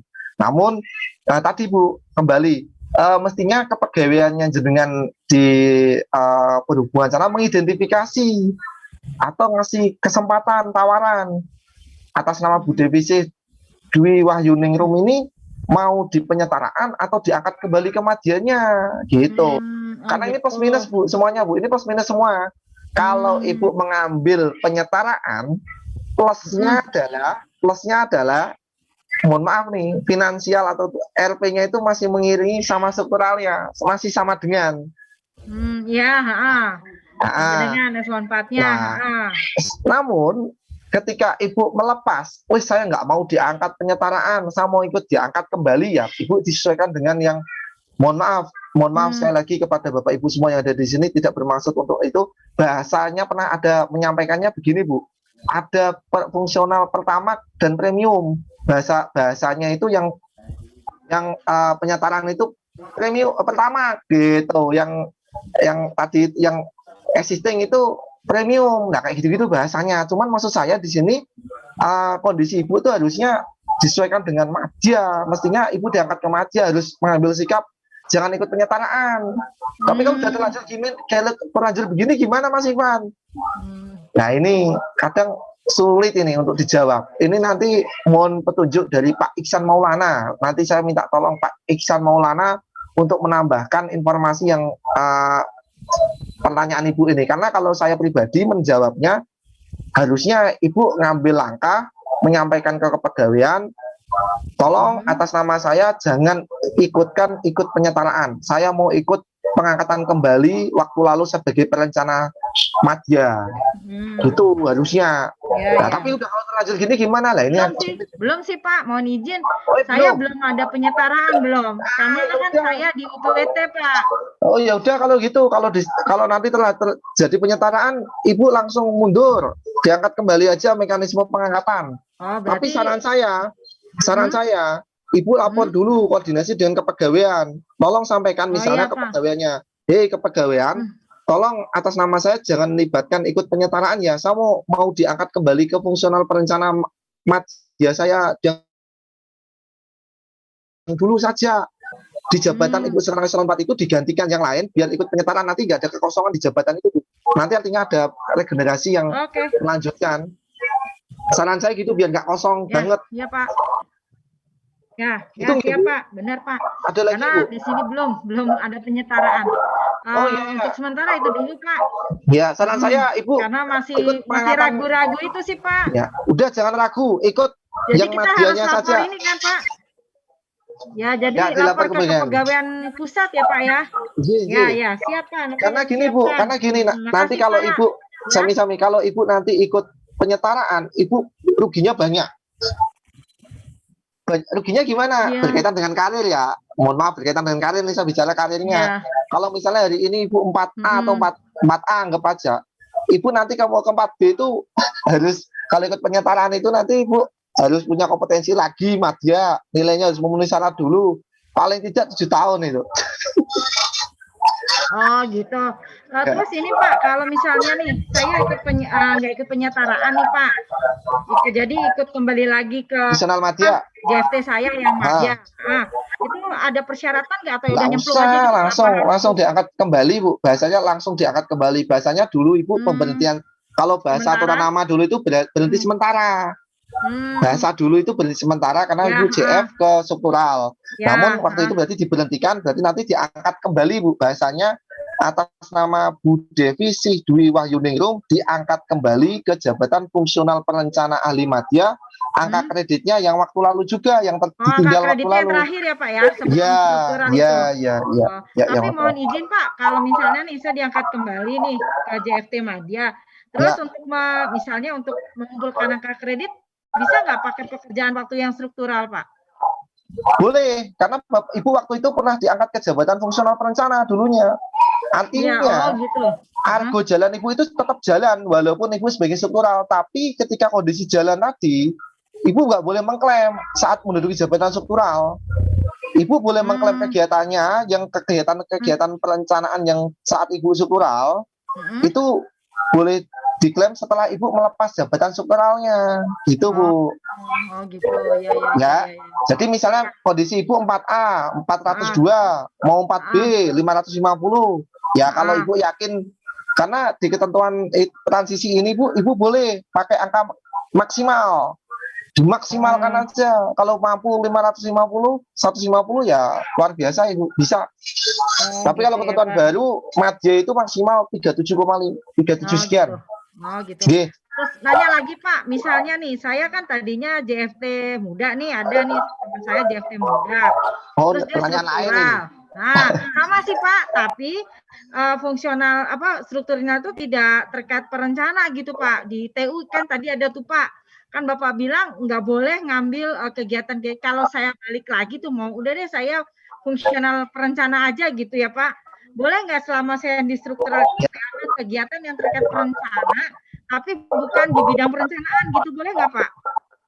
Kayak merencanakan program gitu, boleh nggak Pak? Ya, intinya Bu, ketika Ibu menduduki jabatan strukturalnya, ada kegiatan-kegiatan yang berkaitan dengan perencanaan, itu boleh Bu. Boleh. Selama itu termuat pada butir-butir kegiatan, boleh. Oh, yang di butir-butir buku hijau itu ya Pak? Ya. Oke, kalau gitu. Ya, Pak. Terima kasih banyak ya Pak informasinya. Selamat sore Pak. Ya, sama-sama tersuwun. Pak. Monggo Pak Eko, ada lagi? Kan Pak Yasir dari Badan Bangsa dan Politik. Silakan Pak Yasir. Ya, terima kasih Pak. Langsung saja Pak ya. Oke. Terima kasih. Saya sekarang masih eselon 4 Pak, Jabatan Kasubag Program dan Anggaran. Menurut rencananya atau infonya kita kena penyetaraan atau penyederhanaan ini untuk kejabatan fungsional. Yang ingin saya tanyakan ini, apakah bisa saya hukum perencana di ahli madya Pak? Karena menurutnya seperti yang dibilang tadi itu ahli muda. Jadi itu yang ingin saya tanyakan, apakah bisa itu? Oke, langsung ya Pak Eko izin. Terima kasih, hormat, salam kenal Pak Yasir Arasi.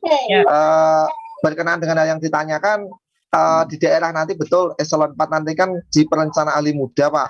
Kondisi Bapak ini kan sudah 4A Mas Ivan. Kalaupun saya mau diangkat, ini semua plus minus Pak. Plus minus. Kalau Bapak ikut penyetaraan, angka kredit Bapak itu dikasih adalah diangkat ke perencana ahli muda. Karena jabatan Bapak ini bagian program dan anggaran. bisa di program kegiatan ini, misalnya bagian program ini perencana. Anggaran ini ada fungsional lainnya, Pak. Anggaran juga ada nih, fungsional anggaran juga ada. Oh gitu. Pembinaannya di Kementerian Keuangan. Tapi maksud saya kalaupun Bapak di program ini kemungkinan ya di perencana. Kalau lihat bahasanya ini kemungkinan di perencana. Tapi kalau diangkat ke perencana berarti Bapak perencana muda. Nah, Mas Ivan saya 4A ini. Nah, kalau 4A ini kan nanti saya gimana lain-lainnya misalnya. Kalau Bapak ikut penyetaraan, Bapak diangkat perencana ahli muda, angka kredit kalau yang lama berarti 300, kalau angka kredit yang baru berarti 0. 0. Tapi 0 itu nanti disesuaikan dengan lama Bapak tadi.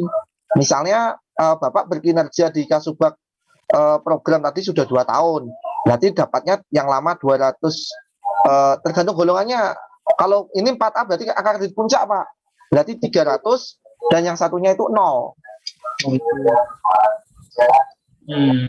Nah, jadi bisa jadi Pak, nanti bisa langsung naik gitu Pak. Nanti kalau mau ke madya gimana? Ya berarti ngejar angka kredit. Caranya untuk merubah jenjang jabatan, Bapak harus mengumpulkan angka kredit dulu dari yang 300 ke 360. Karena salah satu kriteria untuk uji kompetensi itu angka kreditnya adalah 90% dari satu kelaikan pangkat atau 490%-nya adalah 360. Bapak harus punya angka kredit 360. Nah, kalau kondisinya Bapak merasa saya kayaknya banyak minusnya, misalnya kalau Bapak hitung-hitung misalnya, mohon maaf, tadi biasanya kan untung rugi gitu bahasanya ya.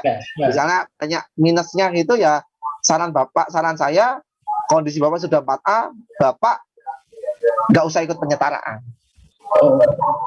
Tapi ikut ke fungsional dengan jalur mekanisme reguler. Nah, salah satu ikut jalur reguler itu adalah yang pertama, harus memperhatikan yang namanya formasi jabatan. Harus punya ikut uji kompetensi, lulus uji kompetensi, ikut daftar di kami. Nah, kalau ikut penyetaraan, Bapak lewat jalan tol, kasarannya Bapak langsung diangkat tanpa mekanisme uji kompetensi, tanpa memperhatikan formasi jabatan, langsung diangkat. Finansial sama. Tapi kalau ikut reguler, ya jangan nuntut finansial sama, terus jangan ya agak sedikit riwuhnya untuk daftar ikut uji kompetensi, ya gitu Pak. Jadi sayang juga Pak, artinya saya nggak bisa ke ikut ujian kompetensi gitu Pak ya. Kompetensi yang mana? Madya. Kalau madya tadi syaratnya, kalau Bapak sudah diangkat, misalnya Bapak ini kan 4A perencana muda, dikasih angka kredit 300. Nah, salah satu syarat ikut uji kompetensi madya di kami adalah 360. Bapak harus menambahkan dari angka kredit yang 300 menjadi 360. 360. Contohnya kalau Bapak muda kan 25 Pak, ya paling cepat ya 2 tahun. Bapak dapat dimungkinkan ikut uji kompetensi madyanya nanti 2 tahun. Karena minimal 25, maksimal 37 sekian. Nah 60 itu kan nggak mungkin 37, masih jauh ya 2 tahun paling cepat. Iya. Oke Pak, barangkali itu Pak yang bisa, karena kan kami lagi di daerah ini sudah diusulkan semua sebenarnya ke pusat tentang penyetaraan ini untuk eselon 4-nya, sama seperti teman-teman yang dari provinsi lain juga. Jadi memang kegalauan itu ada juga. Seperti saya kan memang dari asalnya memang perencana Pak. Saya pernah di Bapeda dari tahun 2004, dari 2010 ke sebuah perencanaan di OPD Pak. Jadi makanya ini kena penyetaraan, jadi saya galau juga ini gimana ini.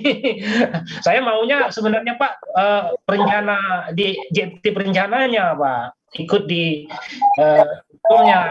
kan tadinya, tapi karena sebab saya dulu pernah dipanggil oleh Bappenas. Saya di bulan begitu serempak saya dilantik untuk eselon 4, jadi saya tidak diizinkan untuk mengikuti diklat itu.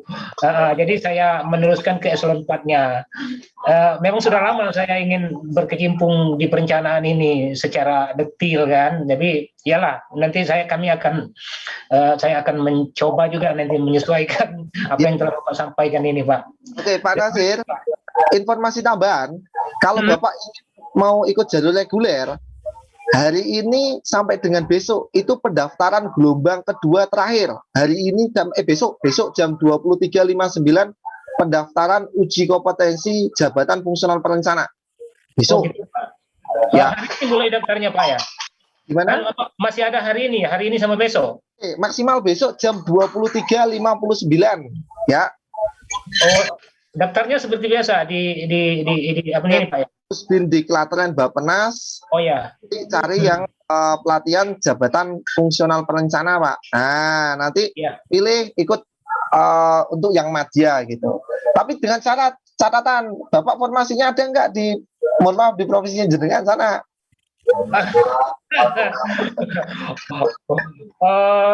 Karena salah satu syarat untuk uji kompetensi berkasnya itu salah satu syaratnya adalah formasi jabatan Pak. Gitu Pak Yasir. Iya. Oke lah Pak. Daftar dulu aja nanti sambil jalan, nanti koordinasi dengan BKD. Iya. Penting daftar dulu karena kan besok itu terakhir. Nanti kan pemberkasannya nyusul. Gitu nggih Pak Yasir Arasi. Oke, terima kasih Bapak. Terima kasih. Matur suwun sami-sami. Monggo Pak Eko, matur suwun Pak. Ada lagi yang mau bertanya atau ada yang belum ditanyakan, Pak Sarudin atau Pak Dharma atau Bu Novi atau Pak Ismet, Pak Raden Muhammad atau Pak Aga, Bu Devi, atau silakan kalau misalnya ada yang belum ditanyakan dan itu merasa perlu diselesaikan, silakan Bapak Ibu, mumpung masih ada waktu.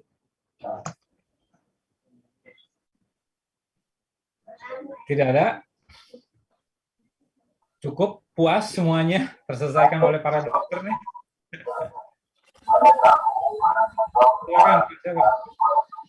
Silakan Bapak Ibu. Kalau ada yang tanyakan ya. Nah ini ada yang tanya itu.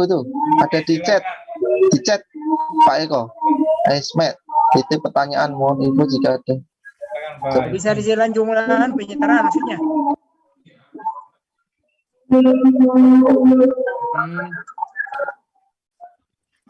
Gimana Pak Eko? Saya ikut arahan Pak Eko. Resminya apa? Silakan Pak Ipan. Langsung nih. Mohon maaf Pak Eko, saya di tempat saya azan. Saya nunggu azan dulu. Maksud saya ada yang ini nanti kalau saya yang jawab, setelah saya azan nanti saya jawab. Siap. Pak Syarudin. Nanti bisa. Pak, makasih Pak infonya. Ya, terima kasih Pak atas kesempatannya diberikan kepada saya. Yang ingin saya pertanyakan, kebetulan ada teman, dia sekarang menjabat sebagai Kasubag Perencanaan di OPD. Tapi dia statusnya baru D3 Pak. Jadi kan terakhirnya D3. Syarat untuk ikut peralihan nanti kan kayaknya harus S1 Pak. Yang saya tanyakan apa memungkinkan itu Pak untuk penyetaraan dari Kasubag Perencanaan untuk menjadi perencana Pak? Halo? Silakan Bu Retno. Iya Pak, mohon maaf Pak, boleh diulang Pak? Begini Mbak, ada teman, dia kan pejabat struktural eselon 4 sebagai Kasubag Perencanaan. Tapi dia statusnya pendidikan terakhir itu baru D3. Oh ya terus ya. Yang saya tanyakan apa memungkinkan untuk beralih ke jabatan fungsional perencana muda? Iya Bapak. Baik. Jadi sesuai dengan Permen 4 2020 ya Pak tentang jabatan fungsional perencana, persyaratan pendidikan minimal untuk ke JFP adalah D4 atau S1 Pak dari berbagai disiplin ilmu gitu Pak. Jadi kalau D3 belum bisa Pak. Kecuali yang bersangkutan ke D4 dulu atau ke S1 Pak. Jabatannya Pak eselon 4 apa enggak mungkin untuk penyetaraan? Kalau penyetaraan kita memang sesuai dengan kualifikasi kita ya Pak. Jadi emang harus D4 atau S1 Pak. Oh gitu. Iya, atau sekolah lagi dulu misalnya. Jadi dia enggak bisa peralihan, dia enggak bisa. Nggak bisa Pak, nggak bisa diangkat menjadi jabatan fungsional perencana. Karena Walaupun status. persyaratannya di M4 atau S1, iya. Gitu. Ya, makasih Begitu, banyak, Pak. Bu. Ya. Silakan Bu Retno yang chatting itu. Pertanyaan Yang chat, baik. Mohon info jika di unit tidak ada atau formasi JFP Madya tidak cukup, apakah kami yang JFP muda tidak bisa naik jenjang atau harus pindah unit dahulu? Iya, ini dari Pak Ismet ya, Pak. Iya, Pak. Jadi kalau misalnya di unit kerja Bapak tidak ada formasi jabatan fungsional perencana madya, Pak. Pertama, di peraturan kami memang ada kredit pemeliharaan, Pak. Jadi untuk muda itu kalau nggak salah 20 angka kredit per tahun, Pak. Jadi Bapak memang di situ saja di jabatan fungsional muda karena madyanya tidak ada atau sudah penuh ya, Pak. Jadi Bapak memang stuck di jabatan fungsional perencana muda. Lalu Bapak punya tanggung jawab untuk minimal angka kreditnya sebesar 20 angka kredit kalau nggak salah, Pak. Ada 25, di Bu. enggak, Pak, ini angka kredit pemeliharaan bukan target angka kredit minimal, Pak. Oh, pemeliharaan saja ya? Iya, pemeliharaan. Di jenjang ya? Iya, tapi kalau misalnya memang nih unit kerja Bapak tuh memang butuh jabatan fungsional perencana madya. Nah, ini salah satu persyaratannya, Pak, harus menghitung lagi analis beban kerja dan analisis jabatannya, Pak, ABK dan anjapnya di tempat di unit kerja Bapak. Jadi memang dirasa, wah pekerjaan madya ini masih harus dikerjain nih sama yang muda, tapi madyanya informasinya udah penuh. Itu unit kerja Bapak harus menghitung kembali, Pak. Seperti itu. Iya, karena itu kan berarti kan harus kami di unit kan harus buat analisa beban kerja lagi ya. Seperti itu. Karena ini ada beberapa teman yang di unit yang pangkatnya udah 3D bahkan 4A. Iya. Itu masih stuck di JF muda. Gitu. Karena di ABK-nya itu memang tidak ada untuk madya. Gitu kan? Iya, Pak. Tapi mengerjakan yang madya ya, Pak? Iya, mengerjakannya yang madya. Lebih baik dihitung lagi aja, Pak, BK sama anjapnya, Pak. Kalau itu sebenarnya masih ada celah, tapi kemungkinan karena formasi jabatannya masih yang lama, belum update sekarang, jadi lebih baik diupdate dulu ABK sama anjapnya, minta verifikasi dari Kemenpan, terus sama surat rekomendasi dari Pusbin sebagai instansi pembina, Pak. Soalnya sayang kalau hanya ngumpulin angka kredit pemeliharaan per tahun ya, Pak, 20 kalau nggak salah. Izin yang rekomendasi tadi untuk apa ya? Jadi kan Bapak nanti instansi Bapak menghitung anjap dan ABK. Nanti anjap dan ABK itu diserahkan ke Menpan untuk diverifikasi, disetujui gitu ya Pak ya, formasi jabatannya. Nah, salah satu persyaratannya untuk Menpan adalah meminta rekomendasi penyusunan formasi jabatan ini ke instansi pembina, Pak.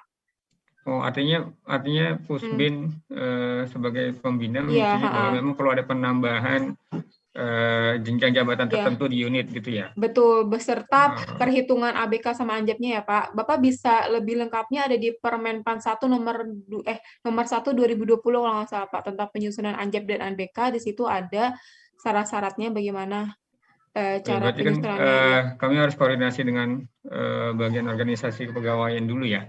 Iya, sama Ortala kepegawaian ya Pak. Iya. Oke, baik. Terima kasih infonya. Baik, sama-sama Pak. Selanjutnya, UKOM dalam 1 tahun, Ibu Novitri ya Bu.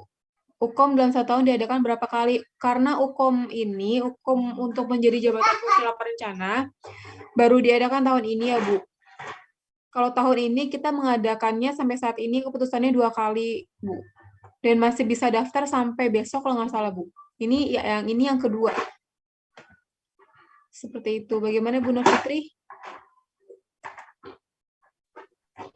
Oke Mbak, siap. Nanti Ibu kalau misalnya mau update, itu biasanya ada di website kami Bu. Jadi kalau misalnya kira-kira Ibu angka kredit sudah cukup nih, saya mau ikut UKOM, Ibu rajin-rajin buka website kami atau hubungin aja siapa aja yang Ibu tahu di Pusbin, tanya UKOM bisa udah mulai belum ya pendaftarannya, seperti itu. Baik, terima kasih. Izin, saya juga mau nanya. Boleh? Silakan Pak. Enggak, ini Pak Rida. apa? Enggak, terkait pendaftaran. Nah, kalau nggak salah di surat penawarannya pun ada pernyataan bahwa capos tanggal 31 juga. Nah, itu gimana? Jadi saat tutupnya besok, tapi capos pun untuk berkas besok juga gitu. Oh, kalau itu yang penting caposnya tanggal 31, Pak. Entah itu nyampe-nya 2 hari kemudian, yang penting caposnya tanggal 31, Pak. Seperti itu. Nah, ya berarti kan kalau gitu mungkin nggak bisa, banyak yang tidak bisa daftar online sampai besok karena kan di print harus ditandatangan kepala BKD atau BKPSDM dan BKPP ya. Iya betul Pak. Itu aja mungkin informasi juga. Iya Pak. Ya terima kasih Pak, ini juga jadi masukan yang kemarin ya Pak dari bagian komunikasi Puspin, banyak yang mengadu seperti itu. Baik Pak, memang lagi dievaluasi Pak. Selama ini memang pendaftaran sampai 31, tapi caposnya sampai tanggal 31 juga Pak. Seperti itu. Jadi memang kayak kurang sinkron ya Pak. Tapi itu kan menjadi evaluasi kami. Baik, terima kasih Pak. Selanjutnya Pak Bayu lagi, ini tentang diklat ya Pak ya? Mungkin nanti bisa dijawab sama bidang pelatihan ya Pak? Ya, ada yang nanya tentang pelatihan juga. Mohon izin Bapak, apakah Puspin menyelenggarakan pelatihan teknis bagi perencana hasil penyetaraan khususnya untuk peningkatan kemampuan dalam hal penyusunan dupak? Oh, maksudnya penyusunan dupak. Iya, kalau penyusunan dupak Bapak Ibu, kita sebenarnya ada namanya workshop penilaian angka kredit dan sekretariat penilaian angka kredit Bapak Ibu. Workshop pak-apak kalau nggak salah. Ya benar. Nah, kebetulan karena tahun ini lagi pandemi dan kita lagi menyusun juknis Bapak Ibu, kan kita ada peraturan baru Permenpan nomor 4 tahun 2020. Jadi, kita masih mau menyusun materi-materi untuk workshop pak-apak. Insya Allah workshop pak-apak itu tentang penyusunan dupak, penilaian, dan lain-lain akan diselenggarakan tahun depan Bapak Ibu. Jadi tahun depan Bapak Ibu bisa mendaftar mengenai workshop pak-apak. Kalau kita masih WFH, kita akan adakan online, tapi kalau misalnya kondisi sudah memungkinkan, kita akan menyelenggarakan biasanya itu 5 hari untuk workshop penilaian angka kredit, dan workshop administrasi penilaian angka kredit itu 3 hari, Bapak Ibu. Jadi kita kumpulkan dalam satu kelas, itu kita training di situ, namanya workshop pak-apak. Seperti itu. Gimana Pak Bayu? Cukup Mbak, terima kasih Mbak. Baik, terima kasih Pak. Sekarang Pak Aga Aswanta Putra ya. Izin bertanya, apakah pelatihan pengadaan barang jasa termasuk dalam pelatihan teknis di bidang perencanaan pembangunan pada unsur pengembangan profesi? Yang kedua, baik ini sepertinya Mas Ivan lebih paham ya. Silakan Mas Ivan. Atau Pak Iksan. Iya, silakan Pak Iksan. Nomor 6 dari Pak Aga. Aga. Ya. Pak Aga, apa pelatihan pengadaan baja termasuk pelatihan teknis di bidang perencanaan? Ya, masuk Pak. Jadi bisa diklaim angka kreditnya, tapi dilihat dulu ya berapa jam pelajaran nanti disesuaikan dengan lamanya. Kemudian yang kedua, kegiatan yang masuk butir melakukan kegiatan yang mendukung pengembangan. Yaitu tadi Pak, pelatihan-pelatihan seperti hal tersebut itu kategorinya kegiatan pengembangan profesi seperti itu. Atau kalau di Puspin Diklatren banyak ditawarkan pelatihan-pelatihan teknis ya seperti PPDR PJMD, kemudian LERT, kemudian Local Economy Regional Development, kemudian monitoring evaluasi seperti itu. Apalagi PPP ya, Public Private Partnership, mohon maaf. Nah, itu juga termasuk kategori-kategori pengembangan profesi seperti itu. Yang terakhir, ya tadi saya sudah sampaikan ya masuk ke dalam kategori yang dapat diklaim angka kreditnya di pengembangan pengembangan profesi. penunjang. Kalau tadi penunjang ya, mohon maaf ya. Pengembangan profesi misalkan menulis Pak ya, menulis di tabloid atau yang kaitannya dengan perencanaan di tusi Bapak masing-masing seperti itu, di unit kerja Bapak masing-masing. Nah, kalau misalkan di Bappenas itu ada misalkan jurnal perencana, kemudian ada JISDEP yang untuk skalanya nasional dan internasional berbahasa Inggris seperti itu. Atau mungkin di KL Bapak masing-masing, kalau misalkan Bapak dari KL itu bisa juga diklaim maka kreditnya biasanya di Kementerian Pertanian, kemudian di Kementerian Kelautan Perikanan. Nah, itu ada jurnal-jurnal perencanaan tersendiri. Nah, itu bisa diklaim angka kreditnya seperti itu. Bagaimana Pak Aga?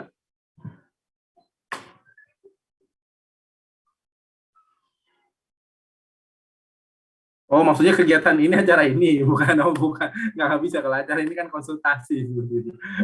Saya kira acara ini, kegiatan nomor 2, nggak bisa Pak. Ini forum konsultasi. Kecuali nanti kalau misalkan biasanya ya dulu sebelum pandemi sih, biasanya kalau misalkan ada karya siswa yang baru lulus, kemudian mereka menulis tulisan atau tesis seperti itu, biasanya kami mengundang seperti itu ya, untuk mempresentasikan hasil karya tulisnya pada saat lanjut kuliah S2 atau S3. Nah, itu bisa dikategorikan seperti itu, pengembangan profesi perencanaan seperti itu. Jadi yang intinya yang ditampilkan ya, dipaparkan.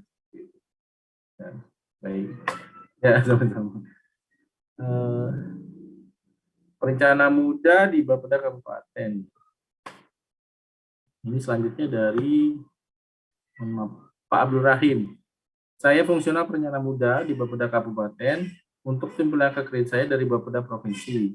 Karena ada tidak tim penilai JFP Media di Kabupaten. Apakah ada syarat tertentu untuk menjadi tim penilai JFP di Kabupaten? Terima kasih.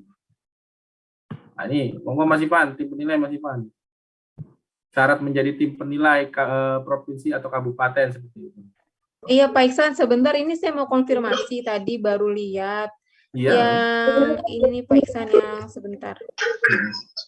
Yang Bapak tadi yang D3 untuk penyetaraan, iya. Itu ternyata saya ngeliat di Permenpan 28 tahun 2019. Iya Bapak. Iya Bapak. Jadi saya baru lihat Bapak di Permenpan 28 2019. Jadi memang bisa Bapak. Jadi bisa. Tapi yang bersangkutan diberi persyaratan paling lama 3 tahun sejak diangkat Bapak. Oh. Jadi administrator, pengawas, pelaksana itu wajib memiliki pendidikan sesuai dengan persyaratan jabatan paling lama 3 tahun sejak diangkat. Ya, jadi kalau D3 ke S1 kan bisa lah Pak ya 3 tahun ya Pak. Kecuali S1, tapi persyaratannya di S2 nih, misalnya Bapak ada jabatan fungsional yang persyaratan harus minimal S2.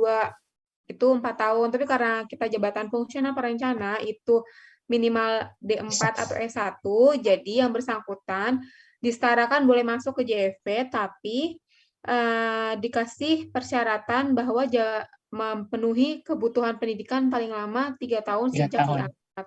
Iya, seperti itu Bapak. Mohon maaf ya Pak, saya baru melihat lagi. Ya, makasih Bu infonya. Iya, sama-sama Pak. Silakan Mas Ivan. Ya, terima kasih Pak Iksan, Bu Retno terkait dengan hal tadi yang ditanyakan, khususnya mengenai tentang tim penilai. Jadi Bapak Ibu, jika ada instansinya yang belum punya tim penilai dan akan membentuk tim penilai, kami selaku pembina jabatan fungsional perencana akan senang hati, artinya akan dibantukan untuk mekanisme penilaian di perencana di instansinya masing-masing seperti itu. Dan salah satunya ini Kementerian Kesehatan dulunya belum ada, dan tahun ini tahun 2020 itu baru dibentuk tim penilai jabatan fungsional perencana di Kementerian Kesehatan. Nah, untuk membentuk tim penilai jabatan fungsional perencana, saran kami syarat wajibnya adalah ada perencana gitu. Syarat wajibnya harus ada perencana di instansi tersebut. Nah, kalau hanya cuma satu, ngapain harus membentuk tim penilai? Nah, idealnya ya ada minimal 10. Namun ketentuan 10, 5 ini nggak ada. Cuman ini hanya cuman menentukan ini, misalnya gini Bapak Ibu. Kalau ini saya bicara dulu itu kan membentuk SK tim penilai. SK tim penilai biasanya itu kan ada honornya. Mohon maaf sekali lagi. Biasanya lah ya, ada tetap di instansi lain ada yang ada honornya, ada yang tidak. Berkaitan dengan yang ada honornya, ini yang menjadi kekhawatiran. Misalnya perencananya hanya ada 5, tim penilainya kan harus jumlahnya ganjil, minimal 7, maksimal ya setelah 7, 9, 11 dan seterusnya, misal dimungkinkan, ya paling tidak 7. Sekretariatannya ada 8 misalnya, udah 15 banding 5 kan nggak efisien, nggak efektif, nggak perlu bentuk tim penilai. Kecuali kalau perencananya kan juga belum tentu, tadi kasus yang tadi perencananya ya 5, ternyata setiap tahun nggak pernah mengajukan penilaian. Nah, nanti ada temuan, nanti khawatirnya seperti itu, jika ada honornya dan tidak ada output kinerja berkaitan dengan penilaian. Mas Ivan, ternyata di kami nggak ada unsur SK itu nggak ada honornya, ya nggak jadi masalah juga, tapi perlu ada kinerja kan, ngapain ada bentuk tim penilai tanpa ada harus kinerja. Harusnya ketika bentuk tim penilai harus ada perencana, di mana harus perencana ini idealnya ya setiap tahun mengajukan penilaian. Nah, paling tidak ya idealnya 10. Gitu Bapak Ibu. Ketika sudah ada perencana syarat wajibnya tadi, berikutnya adalah koordinasi kepada kepegawaian untuk melaporkan, koordinasi kepada kami, minimal menginformasikan. Misalnya Pusbindiklatren, kami di instansi A akan membentuk tim penilai, perencana kami, database kami sejumlah sekian. Nah, mohon petunjuk ataupun mohon masukan. Nah, biasanya ketika akan membentuk tim penilai, itu sudah ada konsep draft SK-nya, SK tim penilai. Dan biasanya lagi, karena belum ada pengalaman menjadi tim penilai di instansi tersebut, kami biasanya instansi tersebut meminta tolong 1 tim penilai atau 2 dari kami untuk membantu backup mengenai tentang penilaiannya itu seperti apa. Nanti ada dari Bappenas untuk mengawal. Nah, untuk 1 periode saja. Nanti kalau sudah hebat, sudah luar biasa, sudah bagus, tim penilai di sana boleh melepaskan kami sebagai anggotanya, mandiri dari instansinya Bapak Ibu nantinya ketika ada tim penilai di internal. Konsepnya begitu. Nah, salah satu ketika menurut susunan tim penilai itu harus ada ketua tim penilai, harus ada wakil tim penilai, ada sekretaris tim penilai, dan ada anggota tim penilai. Anggota tim penilai hukumnya wajib nama yang bersangkutan, tidak boleh nama jabatan. Kecuali 3 item yang saya sebut, ketua, wakil, sekretaris, itu boleh dimungkinkan nama jabatan.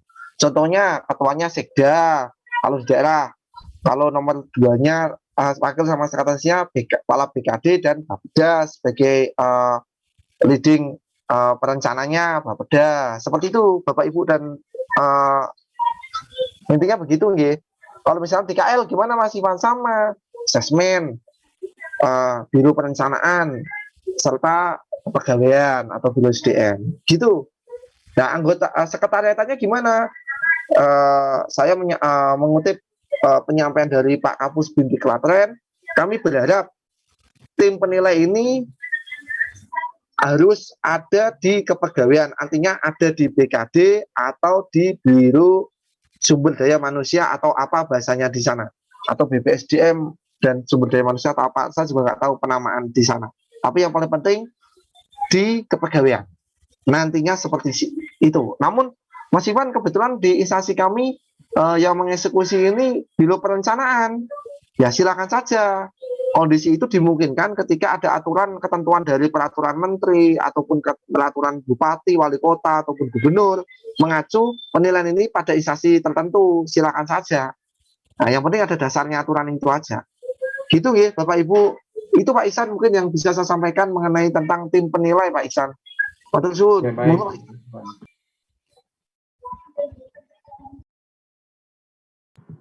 Selanjutnya pemanggilan peserta pelatihan, mungkin ada dari teman-teman Pokja Pendidikan Pelatihan.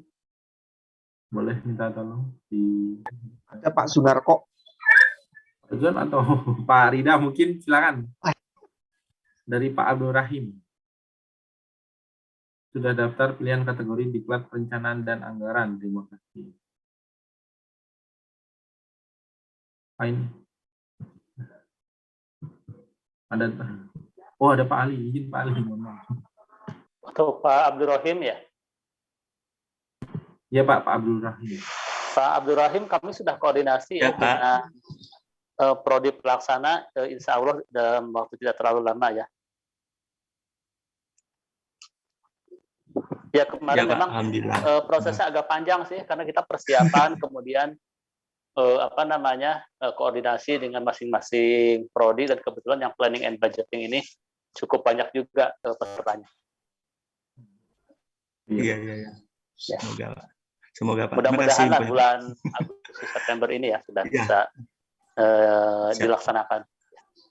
Makasih Pak. Ya, makasih Pak Ali.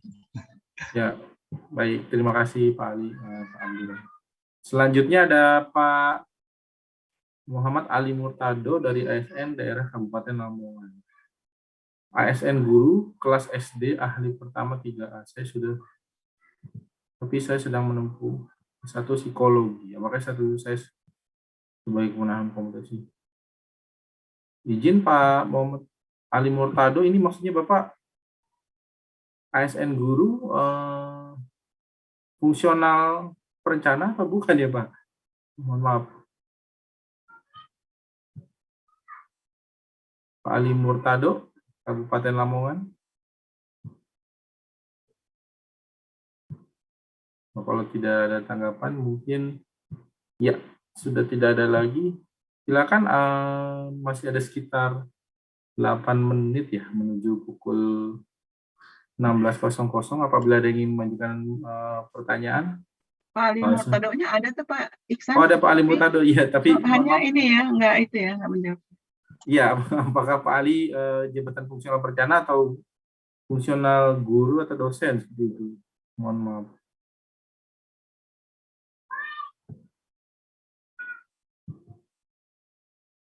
Ya, kalau tidak ada yang lain mungkin Bapak dan Ibu sekalian silakan.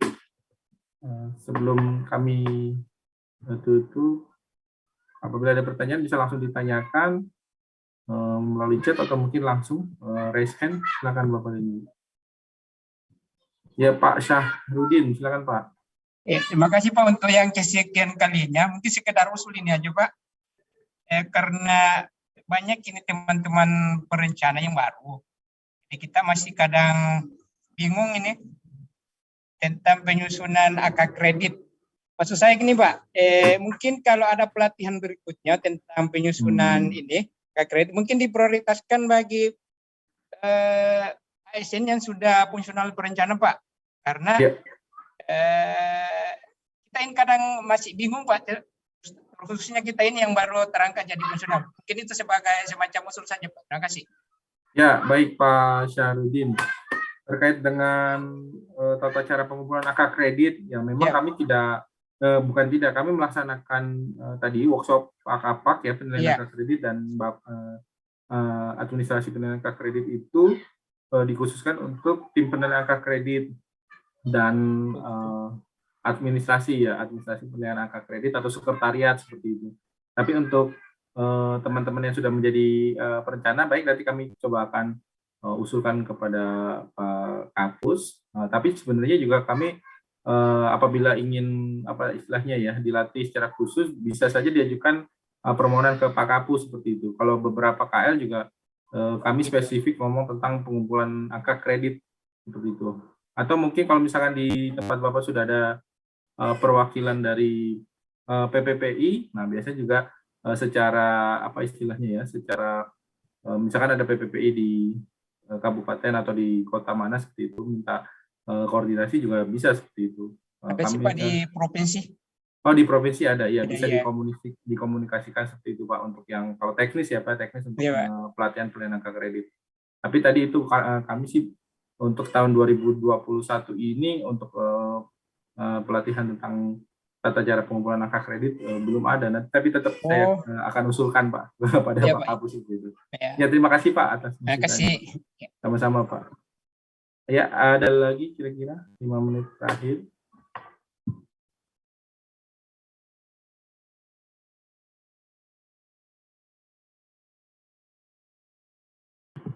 Kalau sudah tidak ada izin, mungkin Pak Eko bisa di. Baik. Baik, Pak Iksan. Terima kasih.